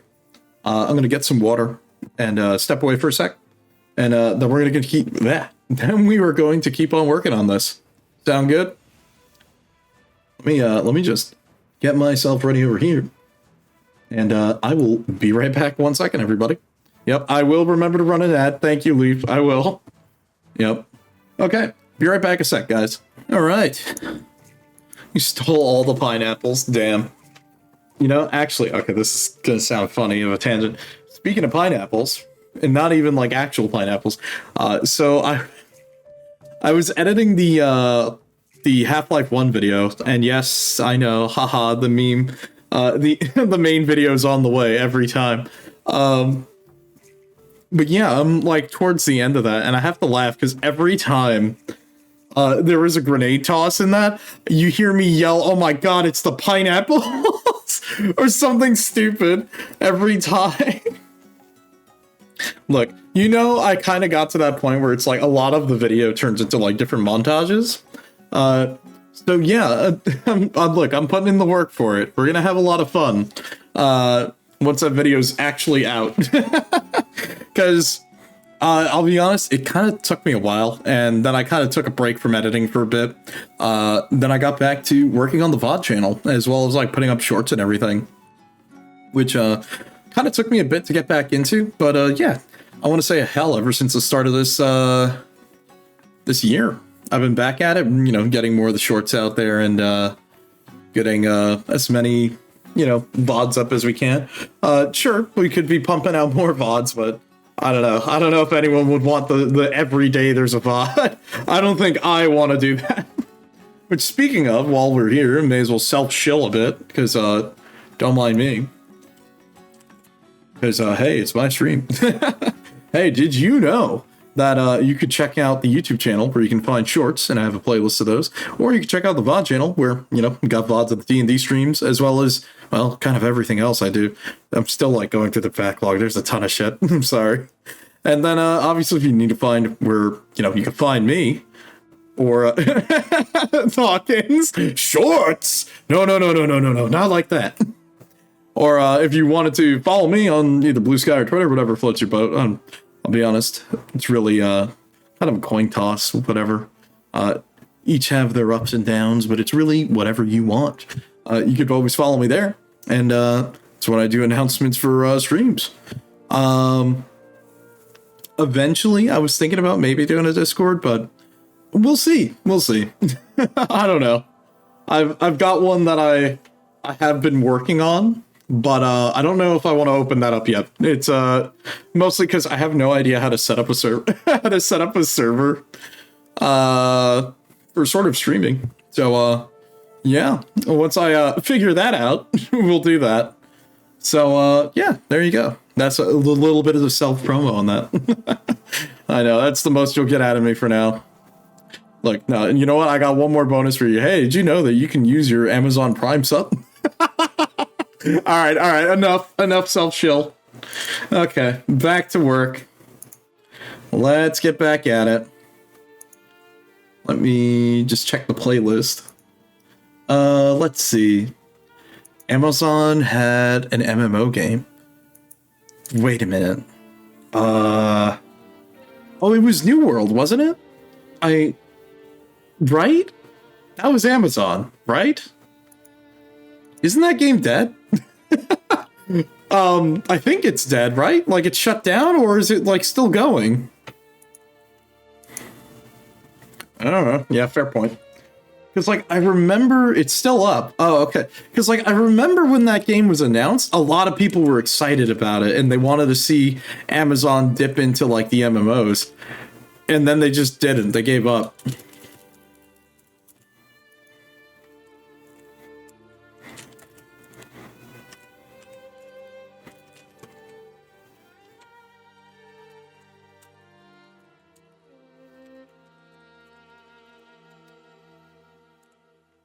You like the concept, the gameplay you didn't get. You like the concept of the gameplay, you didn't get the story. Yeah, because it looked like a really cool game. Like it was one game that I remember I was thinking about trying out with some friends, but then I don't know. I couldn't really get behind it because it kind of looked like Guild Wars 2, and I'm like, I kind of already own Guild Wars 2. But well, I guess it was definitely different. Let's see. Speaking of dwarves, you had something sad happen to the dwarf player in the campaign you run for. The party arrived in a city run by wizards and went to a bar, and some characters drank wild magic cocktails. He rolled an effect that made his hair fall out. No! Let's see. It's one of those games that's more fun alone. Really? Interesting. Because wasn't that also, like, doesn't that game also do, what is it, like, the guild housing? Or not the guild housing, Oh my god, why is it playing Stormwind again? Oh my god, this shuffle sucks. Hold up. We're changing it. Oh, perfect. I love this track. Thank you, Taverns of Azeroth playlist. No, all of us are... No, his beard didn't make it! No! Unlucky, dude.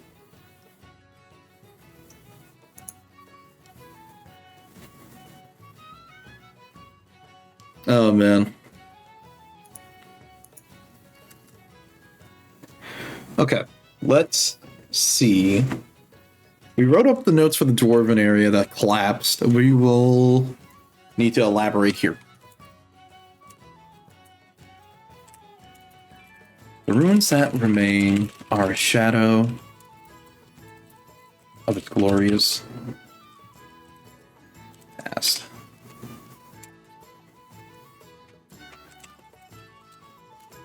What remains? Fort Fire. Shambles of what was once its markets and cultural, let's see, and artisan. What would you say? Not artisan alley. What?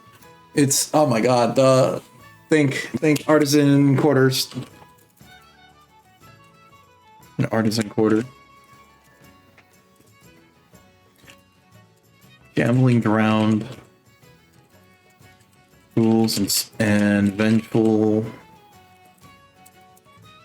spirits roam the streets.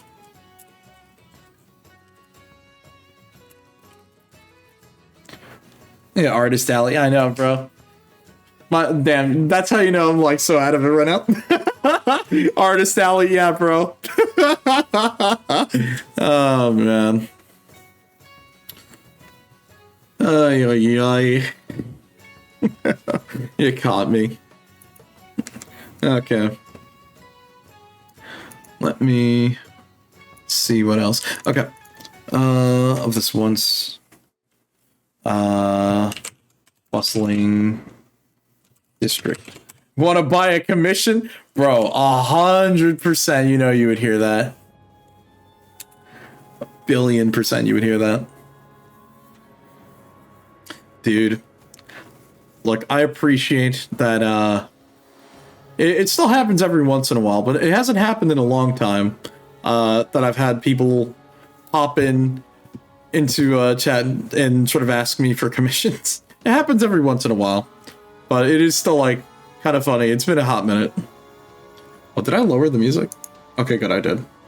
I was worried about it. I was like, is this really loud? Okay, now we're good. Oh man. Then at knife point, a group of dwarves go, buy our commissions. Dude, okay, so I made the first, like when I was looking to become a VTuber originally, I made the cardinal mistake, the original sin, you could say, of going on Twitter and going, hey, I don't know where to find an artist to get started. Does anyone, would anyone like to reach out to me? And oh, dude, I have never recovered. My DMs on Twitter are just like nothing but commission posts. It's just people asking for commission. So, yep, been there. I know how that goes. Mm-hmm. You can't draw easy. I mean, look, that's kind of like, look, as I've said the last map making stream, I am not an artist. Like, if you look at our emotes, they're done by our wonderful friend, good old Artistic Olivia, who did the emotes of my old model, which I probably need to get new emotes at some point, I know. But you want to know what some relics of the old emotes? This is an emote that I know pretty much none of you can use, I think. Let's see, the best I can do is make stuff by hand. Yeah, it happen with using art from someone you knew. Oh, God. Like, these are the emotes that I made in Photoshop, and minus the last one. The last one's just straight up the smirk icon. Don't worry about that. But, these are some of the funner emotes that, in case if you wanted to, I think, what was it? This is like a tier 3 sub. If you don't ever, by the way, if I catch any of you guys doing a tier 3 sub, I just want you to know the only emote you get is sellout. It literally is an emote to call you out for doing it. And then like the other two are like bit rewards, but I'm like, no one ever donates bits, so you're good. You made a heavy hammer out of cardboard, paper and cardboard that can crush cans. Oh, hell yeah. Dude, that's awesome. No, like, I was thinking about what type of new emotes I need. Dude, I have to, like, write a list. Because I gotta, like, add a couple of emotes for some of my friends that when they pop in here, like, I gotta get at least. It's funny. I actually made all of Kyalp's emotes, which are funny because all of them are just different versions of him, where it's like a cutout of his face in like different costumes. I made all of those for stream. So we've got a bunch of different cutouts of his face with like different outfits on, and then like I think there was one that was a Photoshop of him with a Lancer from Gears of War. I made one of him as the Terminator too. So, you know, we've got that. What can I say? My man's got quite the variety of outfits. Look, it's like he doesn't even need to be a VTuber. I've just photoshopped him in different outfits. Yep, dude. Oh, man. So you have an emote of one of your D&D characters sipping tea, judging. Dude, that's awesome. Oh, man. No, like, I was thinking about it, I'm like, damn, if I do new emotes, well, first off, we need to update the current ones, but we actually do have more emote slots. Also, I should probably get, like, an actual working GIF emote, because unfortunately this one still has the background. Oopsies, sorry.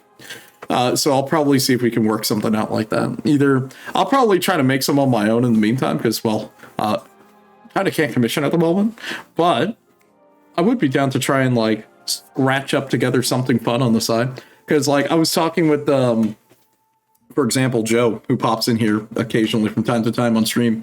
And we were laughing because I'm like, you know, I got to make an emote for when he's on stream. And I'm definitely going to probably make one based off of the Limbus stream where he goes, just win. And it's going to be just a dwarf with his helmet on staring at you. And it's going to be just win. You know, we can come up with some fun stuff. Gotta make it a little bit nicer, you know, and make some more emotes of myself. And then, yeah, I want to include some of my friends who are good old mainstays who pop in here every once in a while, you know, always fun. But, yeah, you know, it's just a couple things I gotta think about. There's also, it's like a completely new look now, too, so that's, something. Oh man, and then I look at some of these like ancient emotes from like, if anyone has like Franker faces or any of that thing, that's like, oh my god, that's like a super old plugin. I don't even know if this shit works anymore. Okay, this definitely won't show up on screen. I can't, you know, I don't know if I should. You know what, we'll try it. It's like you had this. I think some of these other ones work too.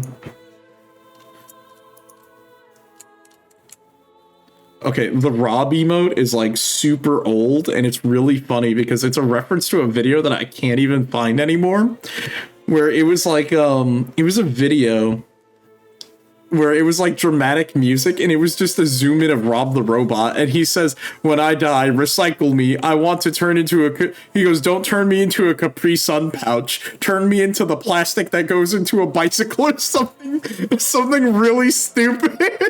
And it was like this big dramatic monologue as it just zooms in on Rob the Robot. And that kind of became a running joke between me and my friends where it's like, he kind of became like the mascot of our friend server.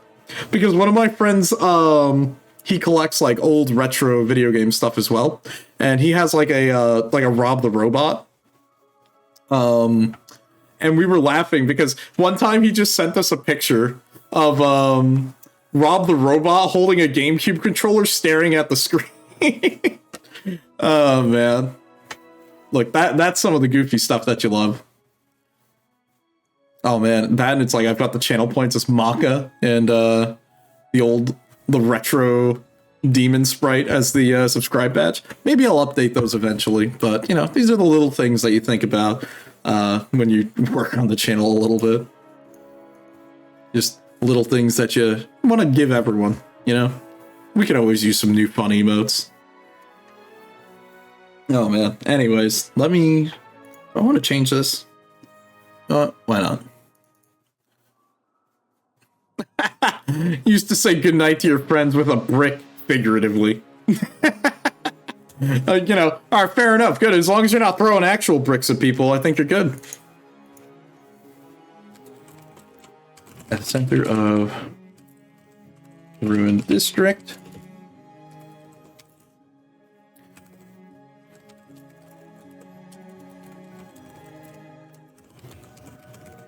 The Vault of Knowledge. an archive where paintings and scrolls where it got to a point where one friend shipped you a plushy brick. Okay, that's really funny. Holy shit. Dude, don't you love it when the joke goes too far sometimes?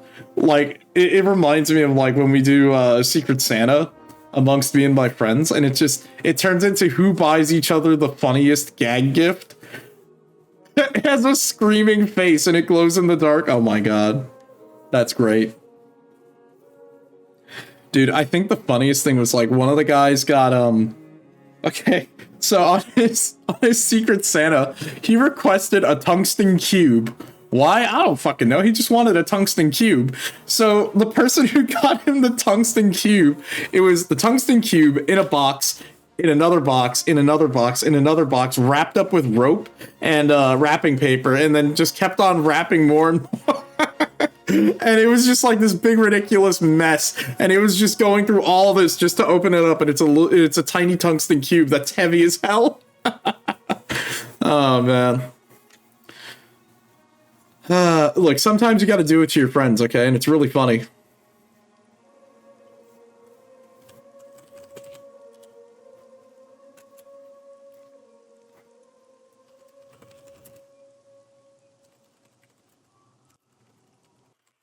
See, the ruins reside in the north. See, in the northern region of the Gold Coast. Golden Coast.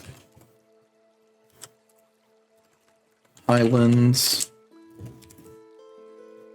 What else? What else? Meme culture really made the tungsten cube market shoot. It really did, dude. It really did. By the way, don't ever throw a tungsten cube. You're gonna kill someone. That thing is heavy. Or if it's not like super heavy, you know what I mean? It's like, look, that's just a bad idea. That's literally throwing a brick. You get your rather funny gag gift. Oven mitts that look like a crab, and sorry for the crabby gift, bro. Oh man. You're killing me here, dude. Let's see. The ruins reside in the northern region of the Golden Coast, the Highlands, where they are surrounded by a forest. Seems to be... See, he got you toad softs for wearing fingerless gloves? What? What? Oh my god. That's so funny. What the hell? The bag of Dick's gummies is the... Oh, dude. There's some... Okay, so there was a story where one of my friends... So, like, you joke about the bag of Dick gummies. There was one time someone... we were browsing Amazon, and one guy's like, wait a minute, what the hell is this? And he found a box of dick-shaped macaroni. So he buys this for our friend. Meanwhile, this guy's like on the whole, like, he's on like the whole other coast of the US, and he buys it and he's like, okay, I bought it, it's gonna get shipped to your house. He did a live stream of him making dick-shaped macaroni and cheese. And the funniest thing is like, he goes, all right, boys, here it is. The dick-shaped pasta. Oh man, it was a big mess, dude. It was a hilarious disaster. It's like, you see him, he's got this big vat of mac and cheese that's just dick-shaped mac and cheese. I think the funniest thing was like, his mom walks over and goes, what the fuck is this? Oh man. What a hilarious mess, dude. Never gonna forget that. That was a hilarious Discord call. I hope it was recorded. I know exactly the two you're thinking of. The two the two guys who do the cooking shorts. Oh my god. Oh man, dude. I hope someone recorded it. I'm sure. Get the cross. Oh no. No, the other cross. Oh brother. The forest that is now It's haunted. Blood.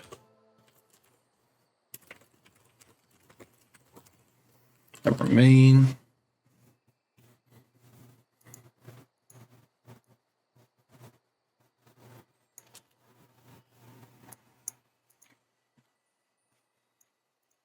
Let me just make a note here. Named after. Oh, sorry, hiccup. Named after the village elder. Let's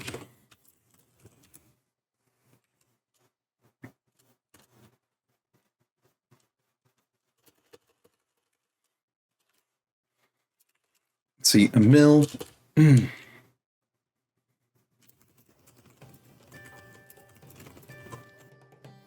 First step on the path to knowledge. Travelers often stop here on their first step. See, travelers often stop here. First steps.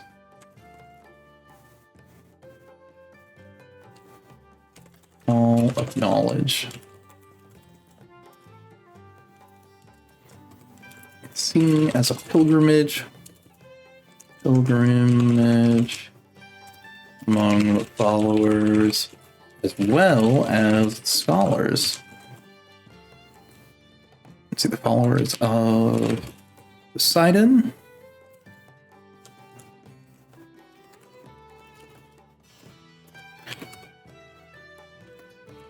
And the followers of Poseidon and the scholars of old.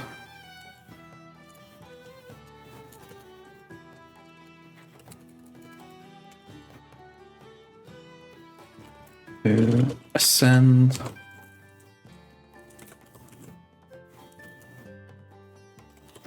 What do we name our mountain again? Let's see, to ascend the Rocky Mountains. Oh, right. Okay. Taco Island. Hell yeah, dude. Dude, I love me some tacos. Dude, I made some chicken tacos the other night. Fire. Awesome. Love it. It's nice to be able to make some every once in a while. Let's see. See, to ascend. Rockies Pass.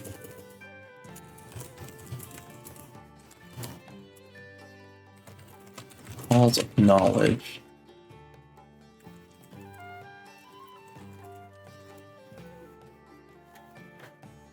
A few days ago, still got leftovers. Nice. A rice, beef, and some good cheese. Nice. Homemade tortillas. Ooh, that sounds so good. Dude, I haven't done homemade tortillas in a while. I should probably try that. Let's see, use a lettuce leaf as a taco shell. Slap some leftovers in it. It was kind of... Oh. Yeah, I guess it kind of depends. Have you seen Dungeon Soup? No, I haven't.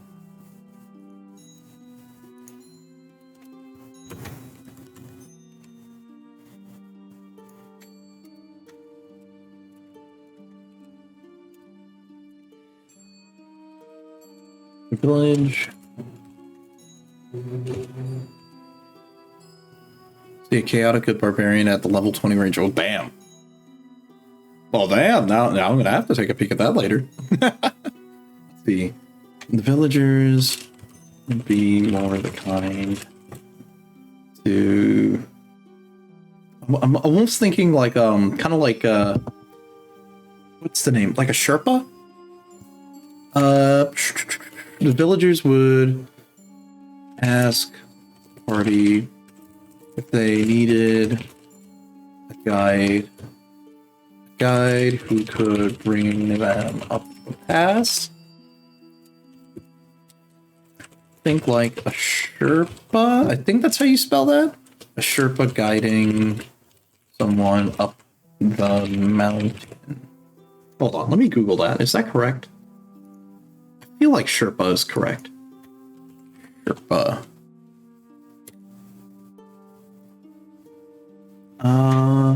The Tibetan tribe who live in the Himalayas. They're known for their mountaineering and trekking skills. Okay, so yeah. So they would be... Okay. Oh, no, that is exactly how it is spelled. Okay. Think like how a Sherpa would guide someone up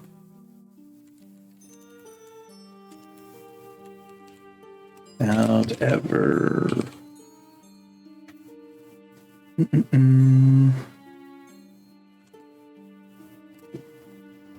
I'm sure that's spelled wrong, but whatever. Let's see.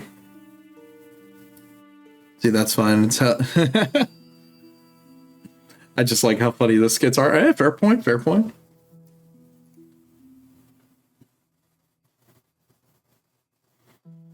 Oh, okay. Like sometimes you have to Google when you're not sure what this word means. Okay. Let's see. A mountaineering expert. And that'll be a note for myself for later.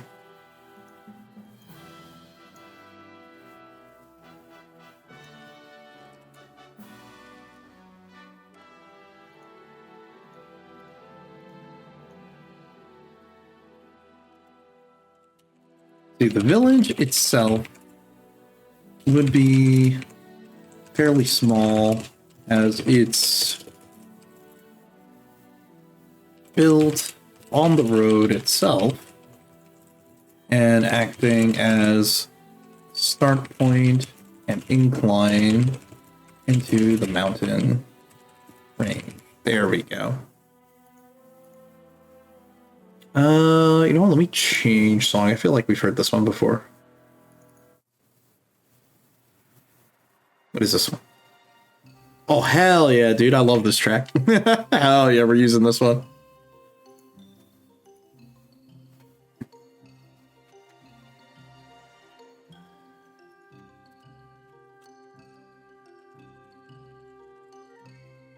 Some of the villagers know Clifford.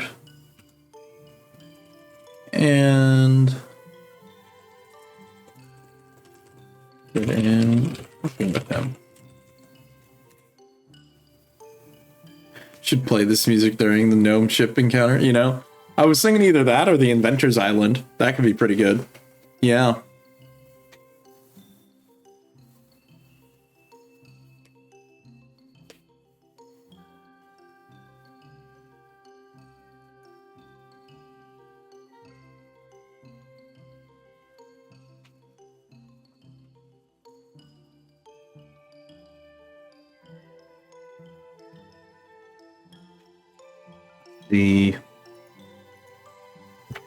What else? I mean, I kind of described the village. Supplies. Oh, right. You should be able to stock up on supplies for this journey, as you won't be able to once you start the ascend.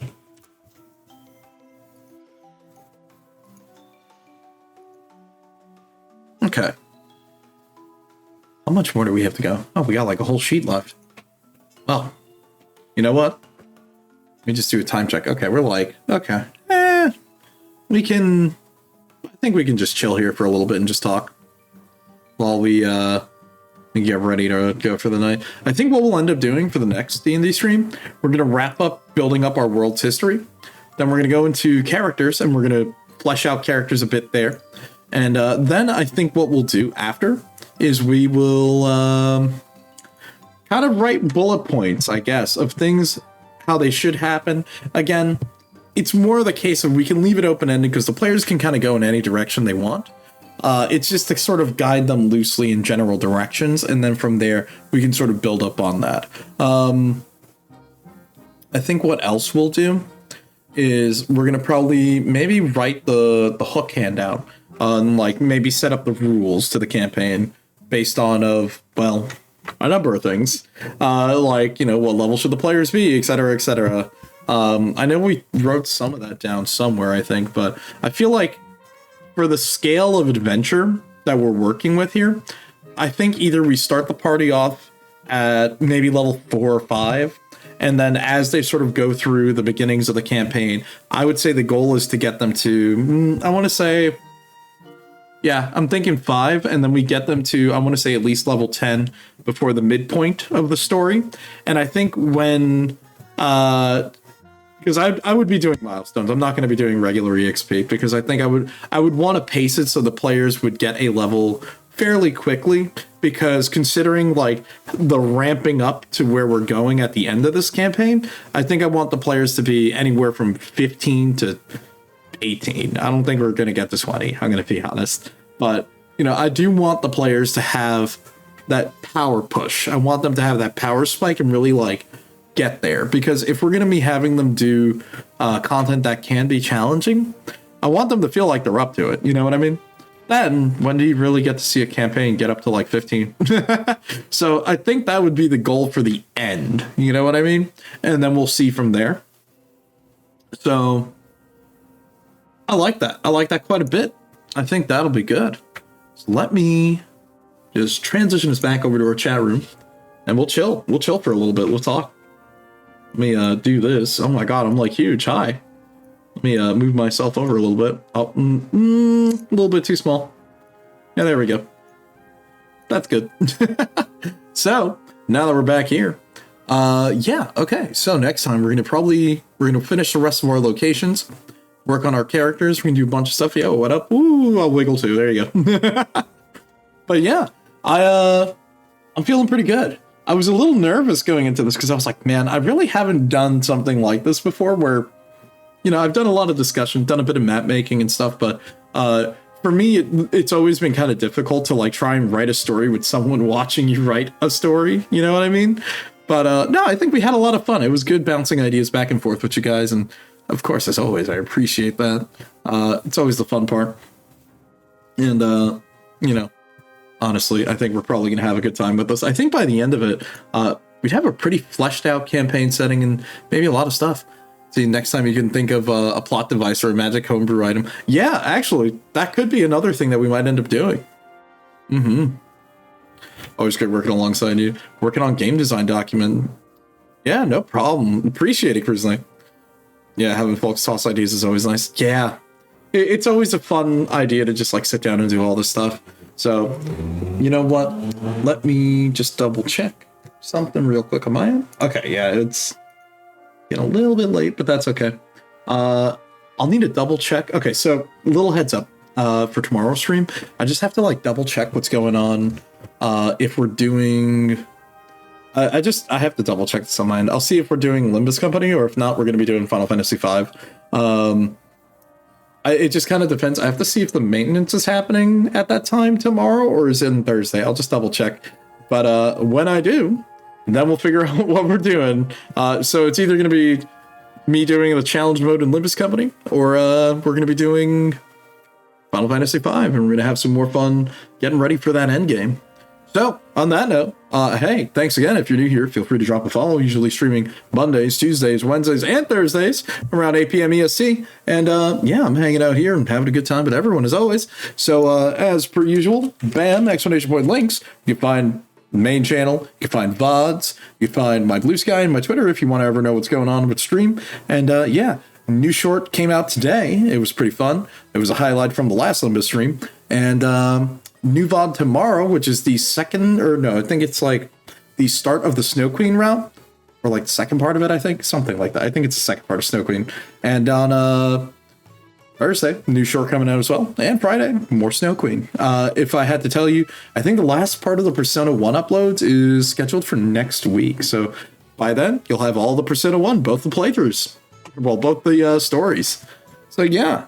As for what's coming next, we'll see. I'm working on that main channel video. Like, actually, it's taken me a hot minute, but let's just say editing Zen sucks. I'm going to be real with you. It's kind of tricky because there's a lot of action at parts and then a lot of very bad platforming, and it just kind of like overstays its welcome. But We'll get through it. I'll try to make it a fun edit for everyone. And yeah, then we'll have like an actual really cool and fun video out on the main channel that isn't just the debut video, which is like a year old. All right. Well, that's enough yapping for me. So I'm going to get out of here for the night. Have a good night, everybody. And I'll catch you tomorrow around 8 p.m. EST. So have a good one. Adios.